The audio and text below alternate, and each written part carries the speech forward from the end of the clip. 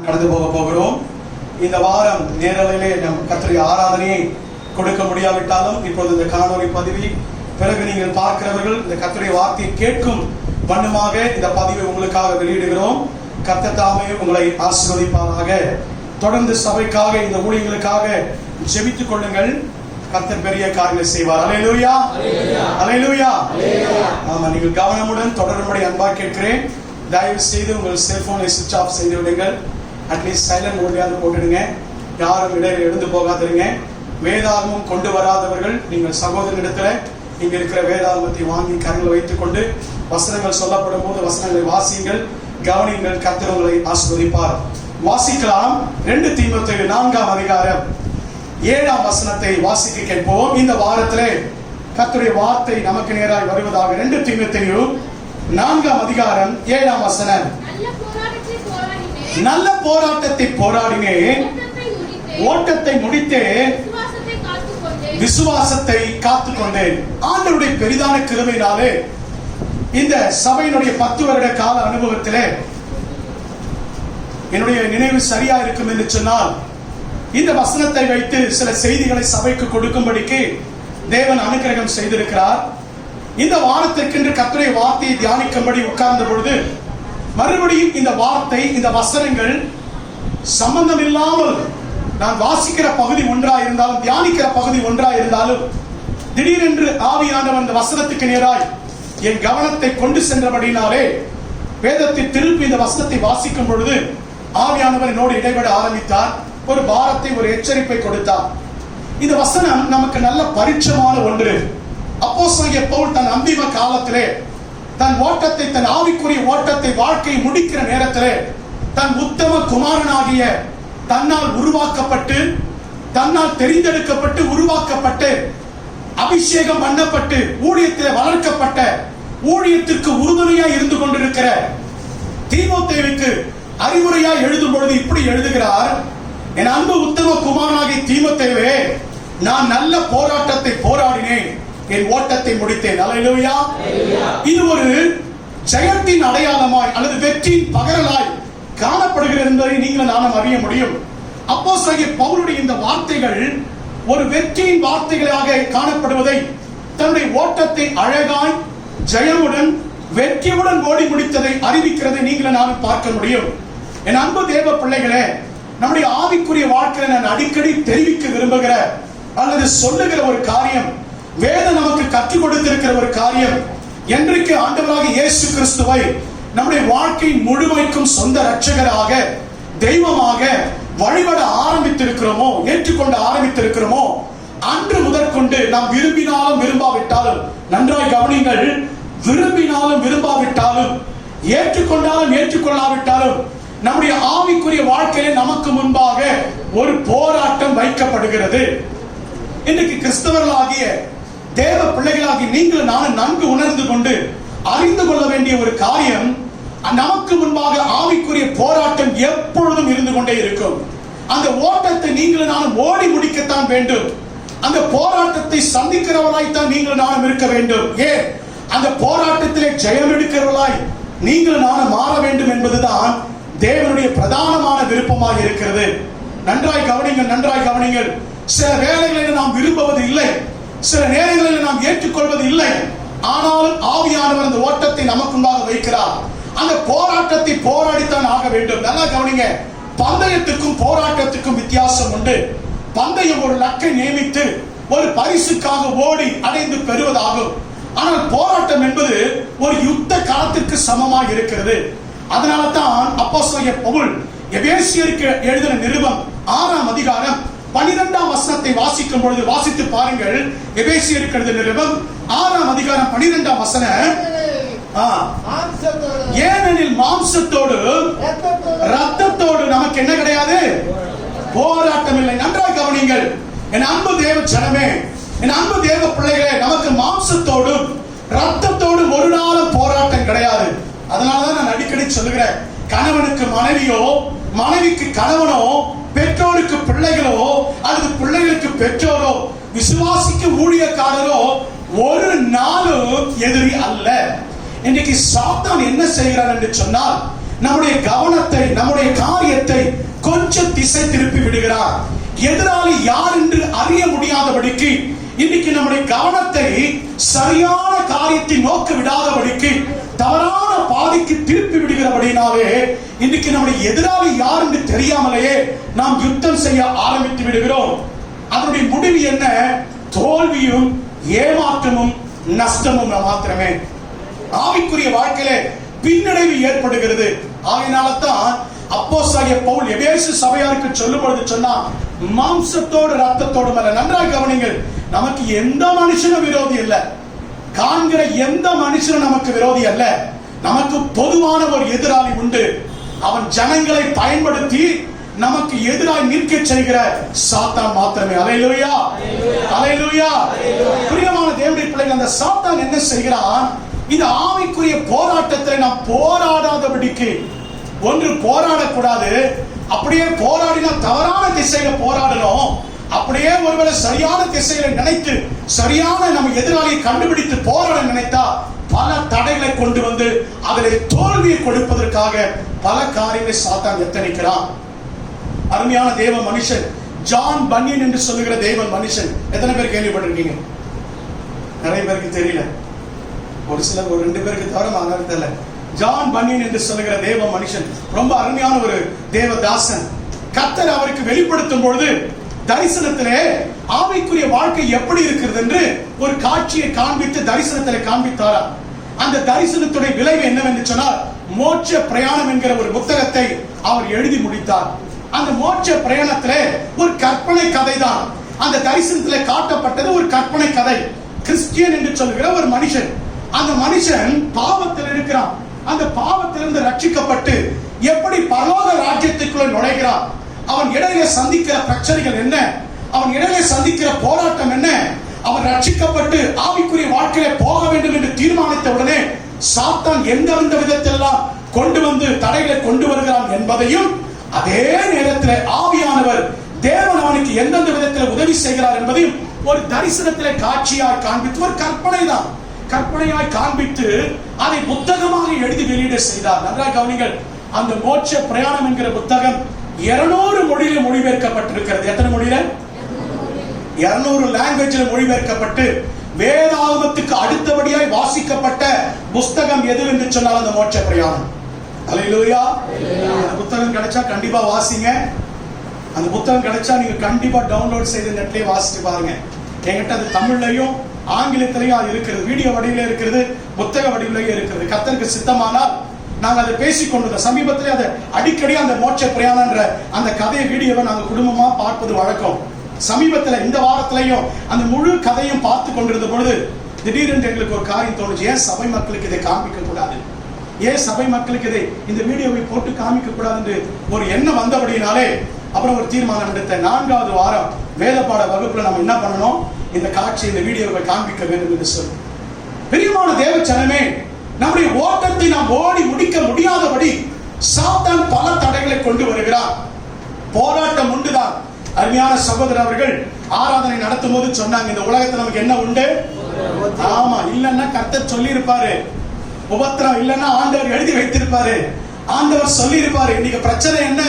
நாம தான் சரியா புரிஞ்சுக்கிடல, நாம தான் சரியா விளங்கிக்கிடல, உபதேசியார் சரியா உபதேசம் பண்ணுவதில்லை, பிரசங்கிக்கிறவர்கள் சரியா பிரசங்கிப்பதில்லை. நீ ஆண்டவர்கிட்ட வந்துனா தொட்டதெல்லாம் பொன்னாயிடும். நீ இயேசுவை ஏற்றுக்கொண்டு வந்துட்டீனா நீ என்ன பண்ணுவ? தங்கத்துல நடப்ப. நீ ஆண்டவரிட இயேசுவை ஏற்றுக்கொண்டு வந்துட்டீனா நீ நினைச்சதெல்லாம் நடக்கும். இப்படி நிறைய பேர் சொல்லிக் கொடுப்பதனால தான், தவறாய் காண்பித்துக் கொடுப்பதனால தான் புரிந்து கொள்வதிலே தவறு ஏற்படுகிறது. ஆனால் அப்போஸ்தலனாகிய பவுல் ஒரு நல்ல அப்போஸ்தலன், ஆண்டவரை ஏற்றுக்கொண்டு வைராக்கியமாய் வாழ்ந்தவர். அவனுடைய வாழ்க்கையை அவன் எழுதுகிறான், எனக்கு ஒரு போராட்டம் வைக்கப்பட்டிருக்கிறது, அந்த போராட்டத்திலே நான் ஓடி ஜெயித்தேன் என்று சொல்லி. அல்லேலூயா. பாருங்கள், 1 தீமோத்தேயு 1ஆம் அதிகாரம் 18ஆம் வசனத்தில் தீமோத்தேயுக்கு சொல்லும் பொழுது அவன் சொல்லுகிறான் இப்படியாக. 1 தீமோத்தேயு 1ஆம் அதிகாரம் 18ஆம் வசனத்தை வாசிக்க கேட்போம். குமாரனாகி தீமோத்தேயுவை சத்தமா வாசிங்கமா. உன்னை குறித்து முன்னுண்டான தீர்க்க தரிசனங்களின்படியே நீ அவைகளை முன்னிட்டு நல்ல போராட்டம் பண்ணும்படி குறித்துக் கொள்ளுங்க. குறித்துக் கொள்ளுங்க. என்ன போராட்டம்? அப்பா இது உங்களுக்கு முன்பாக வைக்கப்படுகிற நல்ல போராட்டம். நல்லா கவனிங்க, நல்லா கவனிங்க. இந்த இடத்துல ஒரு காரியத்தை உங்களுக்கு விளக்கி கொடுக்கிறேன். 2 விதமான போராட்டம் ஆவிக்குரிய வாழ்க்கையில வரும். ரட்சிக்கப்பட்டு என்று சொல்லுகிற, நான் தேவனாலே அழைக்கப்பட்டு தெரிந்தெடுக்கப்பட்டு நான் கிறிஸ்தவன் என்று சொல்லுகிறவர்களான வாழ்க்கையில 2 விதமான போராட்டம் வரும். என்ன போராட்டம் தெரியுமா? ஒன்று நல்ல போராட்டம். அல்லேலூயா. உதாரணத்துக்கு சொல்லணும்னு சொன்னா, யோபுடைய வாழ்க்கையில வந்தது என்ன போராட்டம் சொல்லுங்க? சத்தம் வர மாட்டேங்குது. நல்ல போராட்டம், போராட்டம் தான். ஆனா அது நல்ல போராட்டம் யோபுடைய வாழ்க்கையில வந்தது. யோபு எதனா பாவம் செய்தானா? யோபு எதனா பாவம் செய்தானா? இல்ல. அதனாலதான் அப்போஸ்தலன் பவுல் சொல்லும்போது சொன்னா, நீ தீமை செய்து பாடு அனுபவித்தால் உனக்கு என்னப்பா இருக்கு? கூடுமானால் நன்மை செய்து பாடு அனுபவி. அதுதான் நல்ல போராட்டம். அந்த போராட்டத்தின் முடிவில கர்த்தர் உனக்கு ஜெயத்தை கொடுப்பார். நீ கர்த்தரால் உயர்த்தப்பட்டு ஆசீர்வதிக்கப்படுவ. 2வது ஒரு போராட்டம் இருக்கு. அது என்ன போராட்டம் தெரியுமா? பாவம் செய்கிறது நிமித்தமா சத்துருவினாலே கொண்டு வரப்படுகிற போராட்டம். இது கேயாசியுடைய வாழ்க்கையில வந்தது, சிம்சோனுடைய வாழ்க்கையில வந்தது. இதுவும் போராட்டம் தான், இதுவும் சோதனை தான். ஆனா எது நிமித்தமாய் வந்தது? இது நல்ல போராட்டமா? விசுவாசிகள் இன்றைக்கு நன்றாய் புரிந்து கொள்ளணும். எனக்கு வருகிற கஷ்டம், எனக்கு வருகிற பாடு, எனக்கு வருகிற உபத்திரவம் எதன் அடிப்படையில் வருகிறது? எதற்காக வருகிறது? ஐயா, நான் பாடுபடுகிறேன், உபத்திரவப்படுகிறேன், நான் வேதனைப்படுகிறேன். எதற்காக இந்த பாடு? பாவம் செய்து வருகிறதா? கர்த்தருக்கு துரோகம் பண்ணி வருகிறதா? ஆண்டவருடைய வார்த்தையை மீறுகிறதுனால் வருகிறதா? மனம் திரும்பாத பட்சத்தில் வருகிறதா? அது நல்ல போராட்டம் அல்ல. அதை நீங்கள் ஓடிக்கிடவும் முடியாது, முடித்துக்கிடவும் முடியாது, ஜெயத்தை அடைந்துக்கிடவும் முடியாது. அதனால்தான் தீமோத்தேயுக்கு அவன் எழுதும்பொழுது இப்படி எழுதுகிறான், நீ அவைகளை முன்னிட்டு நல்ல போராட்டத்தை பண்ணும்படிக்கு. அல்லேலூயா. உனக்கு போராட்டம் வருகிறது தீமோத்தேயுவே, உன் வாழ்க்கையில போராட்டம் வருது. நீ சில போராட்டங்களை சந்திக்கிற, ஆனா அது முன் உரைக்கப்பட்ட தீர்க்கதரிசிகளின் அடிப்படையில அது நல்ல போராட்டம் என்பதை அறிந்து அந்த போராட்டத்தை நீ ஜெயிக்க நீ பாடுபடு. அல்லேலூயா. மேலும் அதே தீமோத்தேயுக்கு சொல்லுகிறான். 2 தீமோத்தேயு 2ஆம் அதிகாரம் 13ஆம் வசனத்தை வாசிக்கும்படி அன்பா கேட்கிறேன். 2 தீமோத்தேயு 2ஆம் அதிகாரம் 13ஆம் வசனம். 2 தீமோத்தேயு 2:13 ஐயா. நாம் நம்பி இருக்கிற ஆனந்த பாக்கியத்துக்கு மகா தேவனும். இல்ல வசனத்தை நான் மாத்திட்டு நினைக்கிறேன். நல்ல போர் சேவகனாய் தீங்கு அனுபவி என்று எழுதுகிறதை பார்க்கிறோம். அல்லேலூயா, அல்லேலூயா. நீங்களும் நானும் நல்ல போராட்டத்துக்காக தீங்கு அனுபவிச்சா தப்பில்ல. நிறைய பேர் வந்து சொல்றது என்ன தெரியுமா? நிறைய பேருடைய வாழ்க்கையில ஆண்டவர் வெளிப்படுத்தும் போது சொல்வார், சிலருக்காக அழும்போது கண்ணீர் விட்டு ஜெபிக்கும் போது ஆண்டவர் சொல்லுவார், நீ அழற, நீ ஏன் இவங்களுக்காக அழுற? பாவம் செஞ்சு வந்து அனுபவிச்சுதான் ஆகணும். அல்லேலூயா. ஏன்னா நம்முடைய தேவன் யாரு? நம்முடைய தேவன் யாரு? 37ஆம் சங்கீதம். இது எல்லாரும் கேட்டிருப்பீங்க நினைக்கிறேன். 37ஆம் சங்கீதம் ஜபத்தை பார்த்தா எல்லாருக்கும் தெரிஞ்சிருக்கும் நினைக்கிறேன். 37ஆம் சங்கீதம் 7ஆம் வசனம். தொடர்ந்து நீங்க அந்த அதிகாரத்தை வீட்டுக்கு சென்று வாசி பாருங்க. இனி துன்மார்க்கன் இரான், இனி துன்மார்க்கன் இருக்க மாட்டான் பூமியில. வித்தியாசத்தை காண்பிக்க நாள் வந்து விட்டது. அல்லேலூயா. அதனால்தான் முந்தின வாரத்திலே கர்த்தர் நம்மோடு கூட பேசினார். என்ன காண்பிக்க போறாரு? என்ன காண்பிக்க போறாரு? நல்ல போராட்டம் பண்ணுகிறவருக்கு ஜெயத்தை கொடுத்தோம், தீமையான பாவத்தை செஞ்சு போராட்டத்தை அனுபவிக்க வித்தியாசத்தை காண்பிக்க போறாரு. நல்ல போராட்டம் பண்ணுகிறவர்களுக்கு தேவன் உதவி செய்வார். பாவம் செஞ்சு தீமையானதை அனுபவிச்ச கர்த்தர் துணை இருக்க மாட்டார். கர்த்தர் எனக்கு இந்த இடத்துல துணை இருப்பார், தேவனை விடுவிப்பார். நீங்க சொல்லிக்க வேண்டியதுதான், நாம சொல்லிக்க வேண்டியதுதான். கர்த்தருக்கு உண்மை இல்லாம இருக்கிற பட்சத்தில் வருகிற போராட்டங்கள் அது நல்ல போராட்டம் அல்ல. சகோதரியே, சகோதரா, ஐயா, அன்பு வாலிப தம்பியே, தங்கச்சியே, அதை நீங்களும் நானும் சந்தித்து தோல்வித்தான் அடையணும். நன்றாய் கவனியுங்கள். நல்ல போர் சேவகனை நீ தீங்கு அனுபவிக்கணும், தீங்கு அனுபவிக்கிறதா, ஆனா அது நல்ல போராட்டத்துக்காக இருக்கணும். அல்லேலூயா. இன்னைக்கு பிரச்சனை என்னன்னு சொன்னா, போராட்டத்தை நாம் உணர்ந்து கொள்ளாமல் இருப்பதுதான். இந்த காலை நேரத்துல செய்திக்குள்ள கடந்து போவதற்கு முன்பதாக ஒரு 4 உண்மை உங்களுக்கு நான் சொல்லுகிறேன். ஒன்று, யுத்த களம் எந்த களம் என்பதை நீங்கள் நான் அறிஞ்சுக்கணும். அல்லேலூயா. நமக்கு யுத்தம் யாரோ நான் ஏற்கனவே பல முறை தெரிவிச்சிருக்கிறேன், இந்த காரியங்களை செய்தியா கொடுத்திருக்கிறேன்.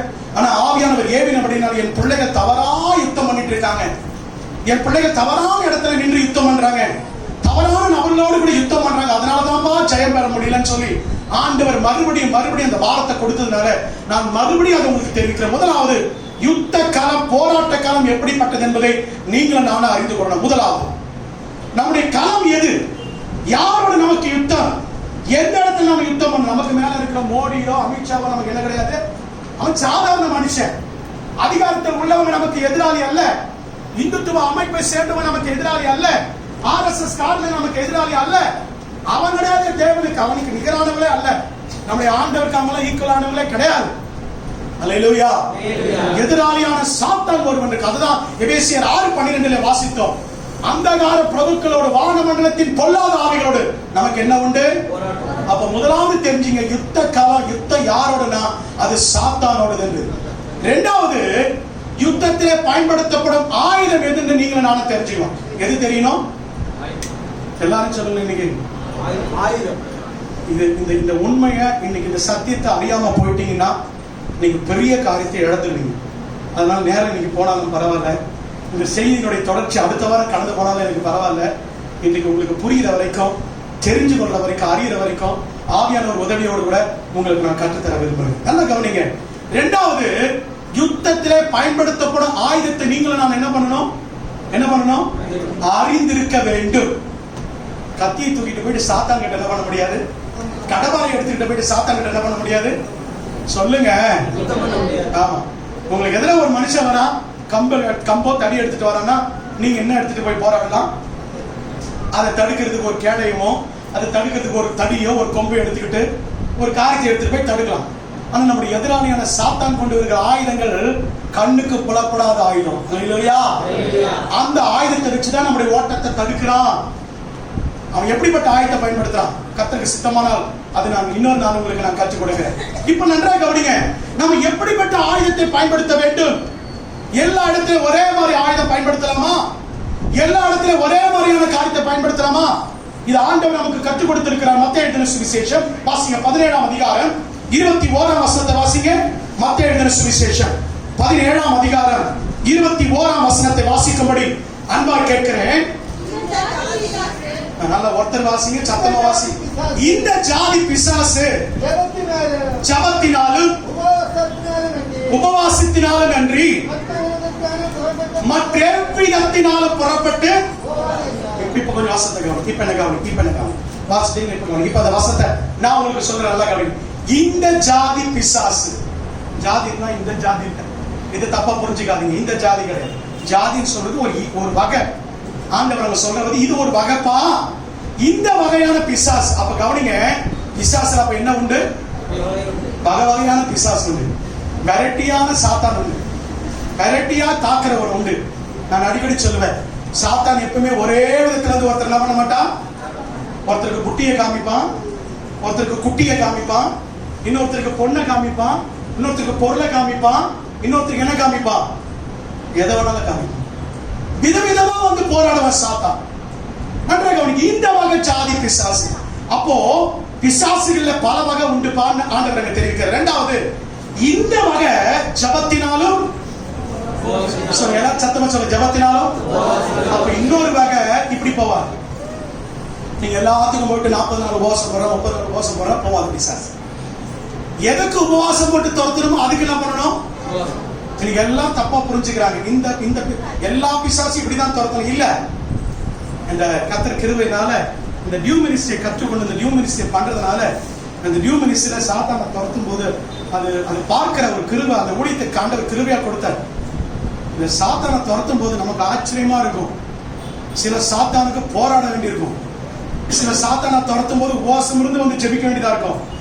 சில சாத்தானை சரி போ அப்படின்னு என்ன பண்ணிடும்? ஓடிடும். அப்போ எல்லா காரியத்துக்கும் ஒரே விதமா என்ன பண்ணக்கூடாது? சொல்லுங்க. ஒரே ஆயுதம் கிடையாது. எல்லா பிசாசும் ஜபமும் உபவாசத்தினால இல்ல, விசுவாசத்தினால. சில பிசாசு என்ன பண்ணணும்? நன்றாக நம்ம ஆண்டவராக இயேசு கிறிஸ்து ஊழியத்தை 4 சுவிசேஷ புஸ்தகத்தை நல்லா வாசிச்சிருப்பீங்கன்னா தெரியும். சில பிசாசு என்ன சொன்னா தெரியுமா? அதட்டினா, ஏய் போறியா இல்லையா அப்படின்னு அதட்டினாரு. சில பிசாசு என்ன பண்ணாரு? பேசவே இல்லை, வந்து என்ன பண்ணாரு? அப்படி நிக்கிறாருன்னா வச்சு அலறி ஓடிச்சு. சில பிசாசு என்ன பண்ணாரு? இவரை விட்டு போன்னு சொன்னார், மெதுவா சொன்னார். இப்படி நாம போராடுகிற சாத்தானோடு கூட பயன்படுத்துகிற ஆயுதத்தை நீங்களும் நான் என்ன பண்ணோம்? சொல்லுங்க, தெரிந்திருக்க வேண்டியது அவசியமா இருக்கிறது. உதாரணத்துக்கு சொன்னா, தாவீதுக்கு முன்பாக கோலியாத் நிற்கிறான். அப்ப தாவீது கோலியாத்தை பார்த்து சொல்றான், என்ன சொல்றான் தெரியுமா? நீ ஈட்டியோடு பட்டயத்தோட கேடயத்தோட என்ன இடத்துல வர. அல்லேலூயா. அது கண்ணுக்கு தெரியல என்னது? ஆயுதம். ஆனா சாத்தான் நம்ம கிட்ட வரும்போது கண்ணுக்கு தெரிஞ்ச ஆயுதத்தோட வர மாட்டான். பொறாமை, பெருமை, வஞ்சகம், சூழ்ச்சி, இருமாப்பு, அகங்காரம், மன்னிக்க முடியாம, ஏற்றுக்கொள்ள மாட்டேன், மற்றவங்களை தாழ்மையா நினைப்பேன், என்ன நான் தாழ்மையா நினைச்சுப்பேன், என்ன நான் உயர்த்திப்பேன். இதெல்லாம் என்னது? சாத்தான் பயன்படுத்துகிற எப்படின்னு கேக்குறீங்களா? அந்த நான் சொன்ன பாருங்க, அந்த மோட்ச பிரயாணம்ன்ற கதை, அந்த நீங்க பார்க்கும்போது அந்த வீடியோவை பார்த்தீங்கன்னா, இதெல்லாம் ஒரு ஆயுதமா பரலோக ராஜ்யத்தை தடை பண்றதுக்கு. அந்த மனுஷன் போற பாதையில இதெல்லாம் ஒண்ணு அனுப்பி சாத்தான் என்ன பண்ணுவானா? தடை பண்ணுவான். ஆனா இதெல்லாம் தாண்டி கர்த்தர் போக நமக்கு உதவி செய்கிறார். அல்லேலூயா. இரண்டாவது, முதல்ல யுத்த களத்தை நாம் அறிஞ்சுக்கணும், யாரோட போராட்டம் இருந்தது ஆவிக்குரியவர்கள். இரண்டாவது, எப்படிப்பட்ட ஆயுதத்தை நம்ம பயன்படுத்தணும் என்பதை அறிந்து கொள்ள. மூன்றாவது, எதிராளியின் பலம் என்ன, பலவீனம் என்பதை நாம் என்ன பண்ணணும்? சொல்லுங்க, சொல்ல மாட்டேன்றீங்க. நமக்கு எதிராக ஒரு சாத்தான் ஒரு போராட்டம் வருது. வாசிங்க லூக்கா 14ஆம் அதிகாரம். ஆண்டவர் ஓமையா ஒரு காரியத்தை சொல்றார். லூக்கா 14ஆம் அதிகாரம் 31, 32. சீக்கிரமா வாசிங்கமா. அன்றியும் ஒரு ராஜா மற்றொரு ராஜாவோட யுத்தம் செய்ய போகிற போது தன்மேல் 20,000 சேவகரோடு வருகிற அவனை தன் 10,000 சேவகரை கொண்டு எதிர்க்க கூடாதோ என்று முன்பு உட்கார்ந்து என்ன பண்ணணுமா? நீங்க போராடுறதுக்கு முன்னாடி என்ன பண்ணணும்? நீங்க நிறைய பேர் என்ன பண்ணணுமா? நான் துரத்திடுவேன், நான் பண்ணிடுவேன், நான் செஞ்சிடுவேன், நான் கட்டிடுவேன், நான் எடுத்துடுவேன், நான் பண்ணிடுவேன். இல்ல, தப்பு. நீங்க போராடுகிற அந்த சாத்தான் எப்படிப்பட்டவன்? நீங்க துரத்து போற அந்த சாத்தான் எப்படிப்பட்டவன்? நான் சொன்ன பாருங்க, சில பேருக்கு டியூ மினிஸ்ட்ரி பண்ணும்போது பாவங்களை அறிக்கை செய்ய சொல்லி ஜெபம் பண்ண உடனே ஓடிடுவான். ஆனா சில பேருக்கு 3-4 முறை ஜெபம் பண்ணுவான், தொடர்ந்து பல மணி நேரம் ஜெபம் பண்ண போவான். அப்ப உடனே ஆவியானவர் பக்கமா திரும்பி, ஆண்டவர் என்னப்பா இது, இவ்வளவு நேரம் போராடுறவங்க என்ன ஆண்டவர் நம்ம? அப்ப ஆண்டவர் பேசுவாரு, அவனுக்குள்ள இன்னும் இந்த பாவம் மறைஞ்சிருக்கு, அதை சொல்லல, அவன் இன்னும் இந்த காரியத்தை மறைக்கிறா, இந்த பிள்ளை இன்னும் இந்த காரியத்தை வெளிப்படையா வரல, எனக்கு முன்பாக வெளிப்படையா இல்ல, இதை நீ அறிக்கையிட சொல்லு. அப்ப நான் திரும்பி, அம்மா இது உண்மையா, தம்பி இது உண்மையா, ஐயா இது உண்மையா? ஆமையா, உங்ககிட்ட எப்படி சொல்றதுன்னு தெரியும், என்கிட்ட இல்ல கர்த்தர்கிட்ட சொல்லுங்க, நான் அறிக்கை செய்ய சொன்ன போது அதுக்கப்புறம் சாத்தான் ஓடிடுது பார்க்கணும்.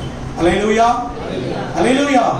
நம்முடைய சாத்தானுடைய பலம் என்ன, அவன் எப்படி போராடுறான், அவனுடைய பலவீனம் என்ன என்பதை நீங்கள் நான் நன்கு அறிந்து வைத்திருக்கணும். சிலர் வந்து இடத்துல சொல்லுவாங்க, ஜெபிக்க முடியுதே இல்ல பாஸ்டர், வீட்டுக்குள்ள உட்கார்ந்தாலே தூக்கமா பட்டாயா வருது, அது வரைக்கும் ராத்திரி படுத்த தூக்கம் வர மாட்டேன், ஜெபிக்க முழங்கால் படி போட்டதான் என்ன வருது? அந்த ஜெபிக்க ஆரம்பித்தது வந்து நிறைய பேர் கொட்டாவியா வரும். அது அசுத்தாவின் கிரியை, அது சாத்தானுடைய கிரியை. ஜெபிக்க உட்கார்ந்து ஆராதனைக்கோ ஜபத்துக்கோ ஆண்டவர் ஆராதனைக்கு உட்கார்ந்து என்ன வரும்?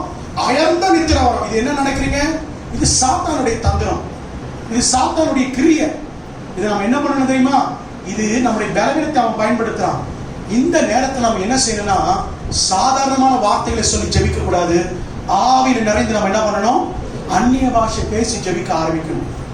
அந்நிய பாஷை பேச ஆரம்பிச்சா யாருக்கு தெரியாது? யாருக்கு தெரியாது?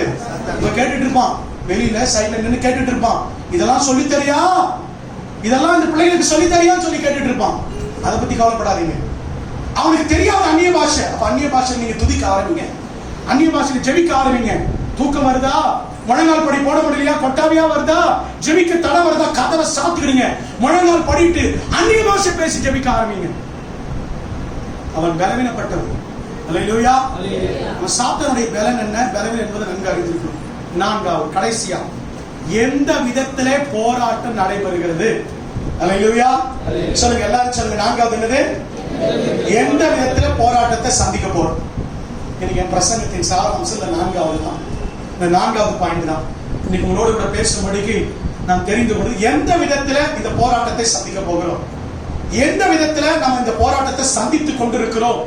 நம்மை அறியாமலே இன்றைக்கு நம்முடைய கண்களை கர்த்தர் திறக்க போகிறார். இந்த காரியங்களை விளங்கிக் கொள்ளும் பொழுது, ஓ இதுதானா நான் சந்தித்துக் கொண்டிருக்கிற பிரச்சனை, இதுதானா, ஓ அப்ப இது போராட்டம் தானா, நான் என்னவாக நினைச்சு கொண்டிருந்தேன் அப்படி என்பதை நீங்க புரிந்து கொள்வீங்க. நான்காவது, எந்த விதத்தில் யுத்தம் நமக்கு வருகிறது நடைபெறுகிறது என்பதை நாம் அறிந்திருக்கணும். அதற்கு ஆதாரமாக இன்றைக்கு செய்திக்கு ஆதாரமாக ஒரு வசனத்தை வாசிக்கும்படி அன்பா கேட்கிறேன். 1 கொரிந்தியர் 15ஆம் அதிகாரம். அப்போஸ்தலனாகிய பவுல் கொரிந்தியருக்கு எழுதின முதலாவது நிருபம் 15ஆம் அதிகாரம் 32ஆம் வசனம் வாசிக்கும்படி அன்பா கேட்கிறேன். எல்லாரும் திருப்பிக் கொள்ளுங்க. 1 கொரிந்தியர் 15:32. இருங்கம்மா எல்லாரும் திருப்பிக் கொண்டீங்களா? இப்ப வாசிக்க தங்கச்சி.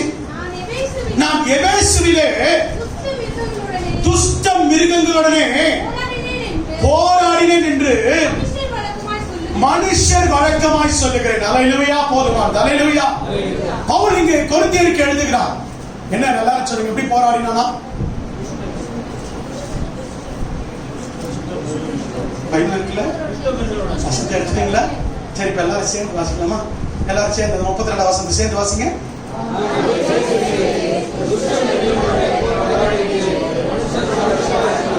போதும். எப்படி போராடினானா? ஐயா மாருங்க சொல்லுங்க, எப்படி போராடினானா? யாரோட போராடினானா? எந்த துஷ்ட மிருகத்தோட போராடினா? எந்த துஷ்ட மிருகத்தோட போராடினா? நீங்க எங்க கரடி புலி சிங்கலாம் வந்தது? மிருகன்னா அதானே. நல்லா கவனிங்க. இங்க பவுல் அழகா நம்ம ஆவிக்குரிய விதத்துல எழுதுகிறார். நான் துஷ்ட மிருகங்களோடு போராட்டம் நமக்கு உண்டு. என்ன மிருகத்தோடு? உங்களை பார்த்து நான் கேட்கிறேன், நீங்க போராடுறது ஒரு மனுஷனா இருந்தா அந்த மனுஷன் எப்படி தாக்க வரான்னு உங்களுக்கு தெரியும்.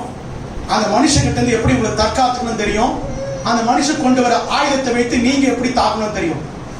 ஆனா உங்களுக்கு விரோதமா ஒரு மிருகம் வந்தா என்ன பண்ணுவீங்க? நடந்த ஒரு சம்பவத்தை சொல்றேன்.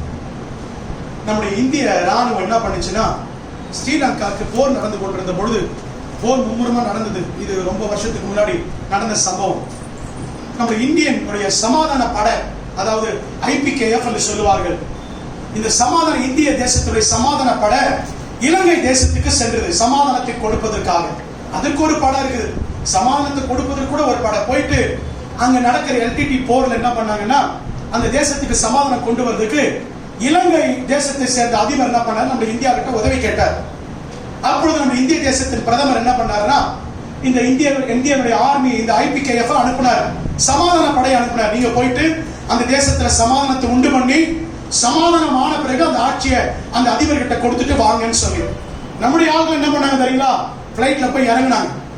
இறங்கின உடனே நம்ம எல்லாம் பயிற்சி பெற்ற ஆட்கள் தான், நம்முடைய சமாதான படை நல்ல பயிற்சி பெற்ற ஆட்கள் தான். போய் இறங்கின உடனே மார்ச் பாஸ் பண்ணாங்க, அப்படி கன் எடுத்தாங்க, அப்படி வச்சாங்க, எல்லாம் பண்ணாங்க. ஆனா கொஞ்ச நேரத்துக்குள்ள பாத்தீங்கன்னா திடீர்னு டப்புன்னு பாம்பு விழுது.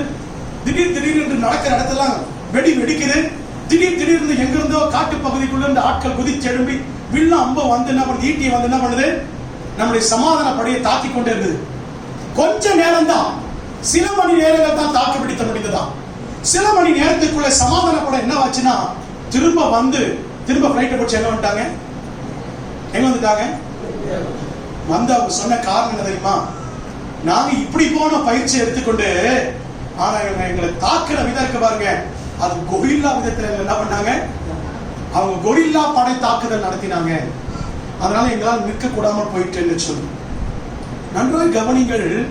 நம்ம போராட்ட களத்தில் இருந்து கொண்டிருக்கிறோம்னா, ஆயுதத்தை பயன்படுத்த அறிந்திருக்கிறோம்னா, எந்தெந்த வகையில சாத்தானை சந்திக்கிறோம் என்பதை அறிந்து கொண்டால் மாத்திரம்தான், அந்த துஷ்ட மிருகத்தின் வழி என்னவென்று அறிந்து கொண்டால் மாத்திரம்தான் நம்முடைய வாழ்க்கையில சாத்தானை எதிர்த்து நிற்க முடியும். பார்க்கலாமா? பாருங்க, இதைத்தான் வேதாகமத்தில் நாம் இன்றைக்கு கற்றுக்கொள்ள போறோம். முதலாவது, பவுல் சந்தித்த முதல் துஷ்ட மிருகம் என்ன?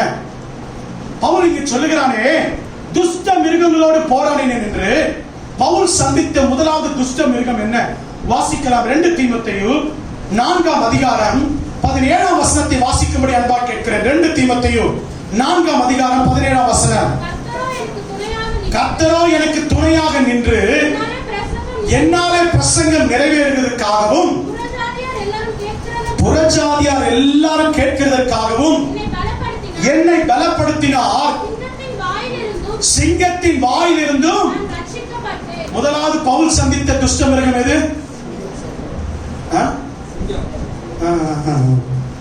அப்படியா? சொல்லுங்க. பேசவே தெரியாது போல சொல்லுங்க, சத்தமா சொல்லுங்களேன். நம்ம இன்னைக்கு உங்களுக்கு எல்லாருக்கும் ஒரு டாபிக்கை கொடுத்து ஆராதனை முடிஞ்சோன்னு ஒருத்தர் பேசுங்கன்னு சொன்னா சாயந்தரம் வரைக்கும் பேசுவோம். அல்லேலூயா. எந்த துஷ்ட மிருகத்தை சந்திச்சா? முதல்ல சிங்கத்தின் வாயிலிருந்து நான் ரட்சிக்கப்பட்டேன். எப்பயா சிங்கம் சந்திச்சது பவுல? சிங்கம் எப்ப பவுல சந்திச்சது? அல்லது பவுல் எப்ப சிங்கத்தை எதிர்கொண்டான்? அப்ப இங்க சிங்கம் என்று சொல்லப்படுகிறது இந்த துஷ்ட மிருகம் எதை குறிக்கிறது? நம்முடைய வாழ்க்கையில கூட அநேக நேரத்தில் நம்ம எதை சந்திக்கிறோம்? சொல்லுங்க. 1 பேதுரு 5ஆம் அதிகாரம் 8ஆம் வசனம். 1 பேதுரு 5:8. 1 பேதுரு 5ஆம் அதிகாரம் 8ஆம் வசனம். சத்தமாய் வாசிங்க. அந்தபடி இளைஞர்களே மூப்பருக்கு கீழ்ப்படியுங்கள். 1 பேதுரு 5:8. தெரிந்த புத்தி உள்ளவராக இருங்கள், விழித்திருங்கள், ஏனெனில் உங்களுக்கு எதிராளியான பிசாசானவர் எல்லாரும் சொல்லும்படி கேட்கிற எப்படி வரானா? அப்ப முதலாவது வருகிற துஷ்ட மிருகம் நம்முடைய வாழ்க்கையில எது? சிங்கம். சாத்தான் எப்படி வரான்? பக்கத்துல பார்த்து சொல்லுங்க. சாத்தான் சொல்லுங்க. சாத்தான் கேட்கல எனக்கு. சாத்தான் சிங்கம் போல வருவான். அவன் சிங்கம் கிடையாது. அவன் யாரு கிடையாது? சிங்கம் கிடையாது. ஆனா எது மாதிரி வருவான்? இந்த சிங்கத்துடைய தன்மை என்ன தெரியுமா? இந்த சிங்கம் எப்படி தாக்குன்னு சங்கீதக்காரன் சொல்லுகிறான். வாசிங்க. சங்கீதம் 17ஆம் அதிகாரம் 12ஆம் வசனம். சங்கீதம் 17:12. இந்த சிங்கம் எப்படி ஒருவனை தாக்குமா? சங்கீதம் 17ஆம் சங்கீதம் 12ஆம் வசனம். பீறுகிறதற்கு ஆவல் உள்ள சிங்கத்திற்கும் மறைவிடங்களில் பதுங்கி இருக்கிற பால சிங்கத்துக்கும். அப்போ சிங்கத்தை எப்படி வந்து தாக்குமா? நல்லா கவனிங்க, நல்லா கவனிங்க. சிங்கம் வேகமா ஓடாது தெரியுமா? சிறுத்தை அளவுக்கு சிங்கம் என்ன பண்ணாது? வேகமா ஓடாது. வேகமா ஓட திராணி இல்லாதது. புலியை போல வேகமா ஓடாது. முதல்ல சிறுத்தை தான் வேகமா ஓடும், அடுத்தது புலி கொஞ்சம் ஓடும், அதுக்கு அடுத்து தான் சிங்கம். சிங்கத்துடைய தன்மை என்னன்னா பதுங்கி பதுங்கி போகும், மறைஞ்சு மறைஞ்சு போகும். கூடுமான வரைக்கும் இறைக்கு பக்கத்துல போயிட்டு என்ன பண்ணும்? ஒரு உருமி என்ன பண்ணும்? அப்படியே ஒரே அடியில் என்ன பண்ணும்? தாக்கிடும். இதுதான் சிங்கத்துடைய தன்மை. சங்கீதக்காரன் தாவீது சொல்லுகிறான், இந்த சாத்தான் எப்படி வருகிறான் தெரியுமா? தாவீதை தாக்கும்படிக்கு பீறுகிற ஆவல் உள்ள சிங்கத்திற்கும் மறைவிடங்களில் பதுங்கி இருக்கிற பால சிங்கத்திற்கும். அப்போ சாத்தான் முதலாவது வருகிற எப்படிப்பட்ட துஷ்ட மிருகமாய் வருவான் என்றால் சிங்கத்தை போல வருவானா? அவன் எப்படி வருவான்னா மறைவிடங்களில் பதுங்கிருந்து நம்ம என்ன பண்ணுவானா? அப்ப நமக்கு வருகிற போராட்டம் முதலாவது ஒரு வகை எப்படின்னா அது டைரக்ட் நமக்கு வராது. எப்படி வரும்? சத்தமா சொல்லுங்க. எப்படி வரும்? ஆமா. இன்னொரு விதத்துல சொன்னா அந்த ரங்கத்திலே உண்டாகிற போராட்டம். இதற்கு ஒரு தலைப்பு கொடுக்கணும்னா இப்படி கொடுக்கலாம். என்ன தலைப்பு கொடுக்கலாம் தெரியுமா? சாத்தானின் முதல் தந்திரம் என்ன தெரியுமா? சிங்கத்தை போல வருவான். அவன் வருகிற விதம் என்னன்னா அந்தரங்க வாழ்க்கைக்கு நேரா வருவான். சிங்கம் எங்க தாக்கம் தெரியுமா? நம்மள சிங்கம் எங்க தாக்கம் தெரியுமா? நம்மள அந்தரங்கத்தை தாக்கும். எங்க தாக்கம்? சொல்லுங்க. அந்தரங்கத்தை தாக்கும். அல்லேலூயா, அல்லேலூயா. நமக்கு தெரியாது, பதுங்கி இருக்கிறது தெரியாது, அந்தரங்கத்துல வந்து தாக்கும். இன்னொரு வசனத்தை வாசிங்க. சங்கீதம் 19ஆம் சங்கீதம் 12ஆம் வசனம். அதனாலதான் தாவீது இப்படி ஜெபிக்கிறான். அந்த சிங்கத்தை கிட்ட தப்பிக்கணும்னா எப்படி ஜெபிக்கிறான் பாருங்க. தன் பிழைகளை உணர்கிறவன் யார்? மறைவான குற்றங்களுக்கு என்னை. சாத்தா எங்க வந்து தாக்குமா? சாத்தா எங்க வந்து தாக்குவான் தெரியுமா? நீங்க ஆலயத்துல கை தட்டி பாடிட்டு இருக்கும் போது வந்து தாக்க மாட்டான். நிறைய பேர் தப்பு கணக்கு போடுறோம். நான் ஆலயத்துக்கு போறேனே, நான் ஆண்டவரை ஆராதிக்கிறேனே, காணிக்கை கொடுக்கிறேனே, வசனத்தை கேட்கிறேனே, எனக்கு ஏன் இந்த போராட்டம்? அதுக்கு போராட்டமே வராது. தப்பு. முதல் துஷ்ட மிருகம் சிங்கம். அது எங்க தாக்குன ஒரு மனுஷனுடைய வாழ்க்கையில, ஆவிக்குரிய வாழ்க்கையில அது தாக்குகிற இடம் அந்தரங்க வாழ்க்கை. நம்முடைய அந்தரங்கத்தை பார்ப்பான். சிங்கம் போல வர சாத்தான். அந்தரங்கத்துல குறை இருக்கா? மறைவான இடத்துல குறை இருக்கா? தனிமையான பகுதியில குறை இருக்கா? நீங்க நிறைய பேர் சொல்லுவாங்க, நான் தனியா இருக்க விருப்பப்படுறேன். அப்படி சொல்றவங்க டேஞ்சர் சோன்ல வைக்கணும். ரெட் அலர்ட் கொடுக்கணும் அவங்களுக்கு. என் பிள்ளை எப்பவுமே தனியா இருப்பான் பாஸ்டர், என் மகன் எப்பவுமே தனியா இருப்பான், என் வீட்டுக்காரருக்கு எப்பவுமே தனிமையா இருக்கும். அது பெருமையா சொல்லக்கூடிய காரியம் இல்ல, டேஞ்சர். தனிமை என்னைக்குமே என்னதுதான் சொல்லுங்க. அதனால்தான் ஆதியாகமம் 2ஆம் அதிகாரம் 18ஆம் வசனத்துல ஆண்டவர் மனுஷனை உண்டாக்கும் போது இப்படி சொன்னார், மனிதன் தனிமையா இருப்பது.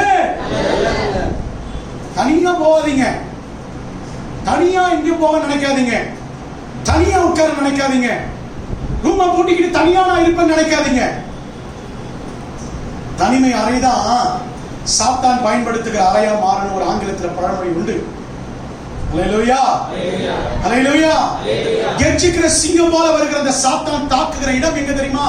தனிமை, அந்தரங்கம். கணவனுக்கு தெரியாத மனைவிக்கோ, மனைவிக்கு தெரியாத கணவனுக்கோ எந்த அந்தரங்கமும் இருக்கக்கூடாது, ஒளிவு மறைவு இருக்கக்கூடாது. ஏன் தெரியுமா? இருவேறு சரீரங்களாய் கர்த்தர் இணைக்கல, ஒரே சரீரமாய் கர்த்தர் இணைத்திருக்கிறார். அல்லேலூயா. நீங்க என்னைக்கு அந்தரங்கத்தை உருவாக்குறீங்களோ அன்னைக்கு நீங்க சாத்தானுக்கு இடம் கொடுக்கிறீங்க. கெர்ச்சிக்கிற சிங்கம் போல வர சாத்தான் உங்க வாழ்க்கையில வந்து பிரச்சனை கொடுப்பான். அல்லேலூயா. பிரசங்கி 4:9 சொல்லுகிறது, ஒண்டியா இருப்பதை காட்டிலும் இருவர் கூடி இருப்பது நலம். பிரசங்கி ஆக்கியோன் எழுதுகிறார். தனிமை அந்தரங்கத்துல தாக்கும் இந்த சிங்கம். அந்தரங்க வாழ்க்கையில நம்ம ரொம்ப ஜாக்கிரதையா இருக்கணும். தனிமை தான் பாவம் செய்யறதுக்கு அதிகமான வாய்ப்பு. வேதத்திலிருந்து ஒரு மனுஷன் உங்களுக்கு அடையாளம் காட்டி கொடுக்கிறேன். கடந்த நாட்கள்ல அருமையான ஒரு தேவ மனுஷன் எம்.டி. ஜெகன் அவர்கள் ஒரு செய்தியை கொடுத்தாங்க. அந்த செய்தியிலிருந்து எனக்கு ரொம்ப பிரயோஜனமான சில காரியங்கள் கிடைத்தது. அந்த மகன் பேசின, அந்த தாசன் பேசின வார்த்தைகள், அந்த வார்த்தைகள் சில காரியங்கள் ஆண்டவர் என்னோடு பேசினார். அந்த காரியங்கள் ஒரு மத்தியில் நான் பகிர்ந்து கொள்கிறேன். வேதாகமத்தில் ஒரு மனுஷன் அந்த ரங்கத்திலே காத்துக்கொள்ள தவறினார். யார் அந்த மனுஷன்? வேதாகமம் அடையாளம் காட்டி கொடுக்கிற நியாயாதிபதிகளின் புஸ்தகம் 14ஆம் அதிகாரத்திலே வாசிக்கிறோம். சிம்சோன் என்பது அவனுடைய பெயர். அவன் என்ன செஞ்சான் தெரியுமா? அவன் அழைக்கப்பட்டது தேவனால் அழைக்கப்பட்டான், அபிஷேகம் பண்ணப்பட்டது தேவனால் அபிஷேகம் பண்ணப்பட்டான். ஆனா அவன் வாழ்க்கையில எப்ப அந்தரங்க வந்ததோ, மறைவு வந்ததோ, தன் தாய் தகப்பனுக்கு எல்லாவற்றையும் மறைக்க ஆரம்பித்தானோ அன்னைக்கு இந்த சிங்கம் என்ன பண்ணுச்சு? அவன் வாழ்க்கையில என்ன வந்துச்சு? துஷ்ட மிருகமாய் வந்து அவனை தாக்குது. வாசிங்க நியாயாதிபதிகள் புஸ்தகம் 14ஆம் அதிகாரம் 1-2 வசனங்களை சத்தமாய் வாசிப்போம். சிம்சோன் திம்னாத்துக்கு போய் திம்னாத்திலே பெலிஸ்தரின் குமாரத்திகளில் ஒரு பெண்ணை கண்டு திரும்ப வந்து தன் தாயின் தகப்பனை நோக்கி, திம்னாத்திலே பெலிஸ்தரின் குமாரத்திகளில் ஒரு பெண்ணை கண்டு ரிக்வெஸ்ட் பண்ணல, பர்மிஷன் கேட்கல, சம்மதம் கேட்கல, ஆர்டர் போடுற. என்ன ஆர்டர் போடுறா தெரியுமா? என்ன ஆர்டர் போடுறா தெரியுமா? எனக்குன்னு ஒண்ணு தீர்மானிச்சுட்டேன், நான் போறதுக்குன்னு ஒரு வழியை எடுத்துட்டேன், என் கண்ணுக்கு இனிமையா ஒரு வேலையை தேடிக்கிட்டேன், என் கண்ணுக்கு இனிமையா நான் அந்தரங்கத்தில் ஒரு காரியத்தை தீர்மானிச்சுட்டேன். அதுக்கு நீங்க 2 பேரும் ஒத்துழைச்சு என்ன பண்ணுங்க? ஒத்துழைங்க. நான் போகிற பாதைக்கு நீங்க வந்தா சொல்லுங்க, வாங்க அப்படின்னு சொல்லி என்ன பண்ணானா? ஒரு அந்தரங்கத்தை வாழ்க்கையில இது தாய் தகப்பனுக்கு முதல்ல அறிவிக்கல. இப்படி செஞ்சுட்டு போனவனுக்கு என்ன வந்ததா? வாசிங்க, தொடர்ந்து அந்த வசனத்தை வாசிங்க. 5ஆவது வசனத்தையும் 6ஆவது வசனத்தை வாசிங்க. இப்படி சொல்லிட்டான். தாய் தகப்பன் கெஞ்சி பாக்குறாங்கப்பா, பெலிஸ்தியர் நமக்கு ஆகாதவங்களாச்சே, நீ இதை செய்யலாமா? அவன் கேட்கறதா இல்ல. உடனே என்ன பண்ணிட்டாங்க? தாய் தகப்பன் அன்பின் மிகுதினால கூட போறான். என்ன நடக்குது? வாசிங்க 5ஆவது வசனத்தையும் 6ஆவது வசனத்தையும். இப்படியே சிம்சோனு அவன் தாயின் தகப்பன் திம்னாத்துக்கு போக புறப்பட்டார்கள். அவர்கள் திம்னாத் ஊர் திராட்சை தோட்டங்கள் மட்டும் வந்தபோது அவனுக்கு எதிராக வந்தது. எது வந்தது? எது வந்தது? நம்ம கூட பல தடவை வாட்சி போயிருக்கோம், நான் கூட வாட்சி போயிருக்கேன். ஆனா அந்த ஊழியக்காரர் ஒரு வியாக்கியானத்தை கொடுக்கும் போது ஒரு அருமையான வியாக்கியானத்தை கொடுத்தார். சிங்கம் எப்பவுமே எங்க இருக்கும்? எங்க இருக்கும்? காட்டுல இருக்கும், குகையில இருக்கும், மலையில இருக்கும். திராட்சை தோட்டத்துல எங்கடா சிங்கம் இருக்குமா?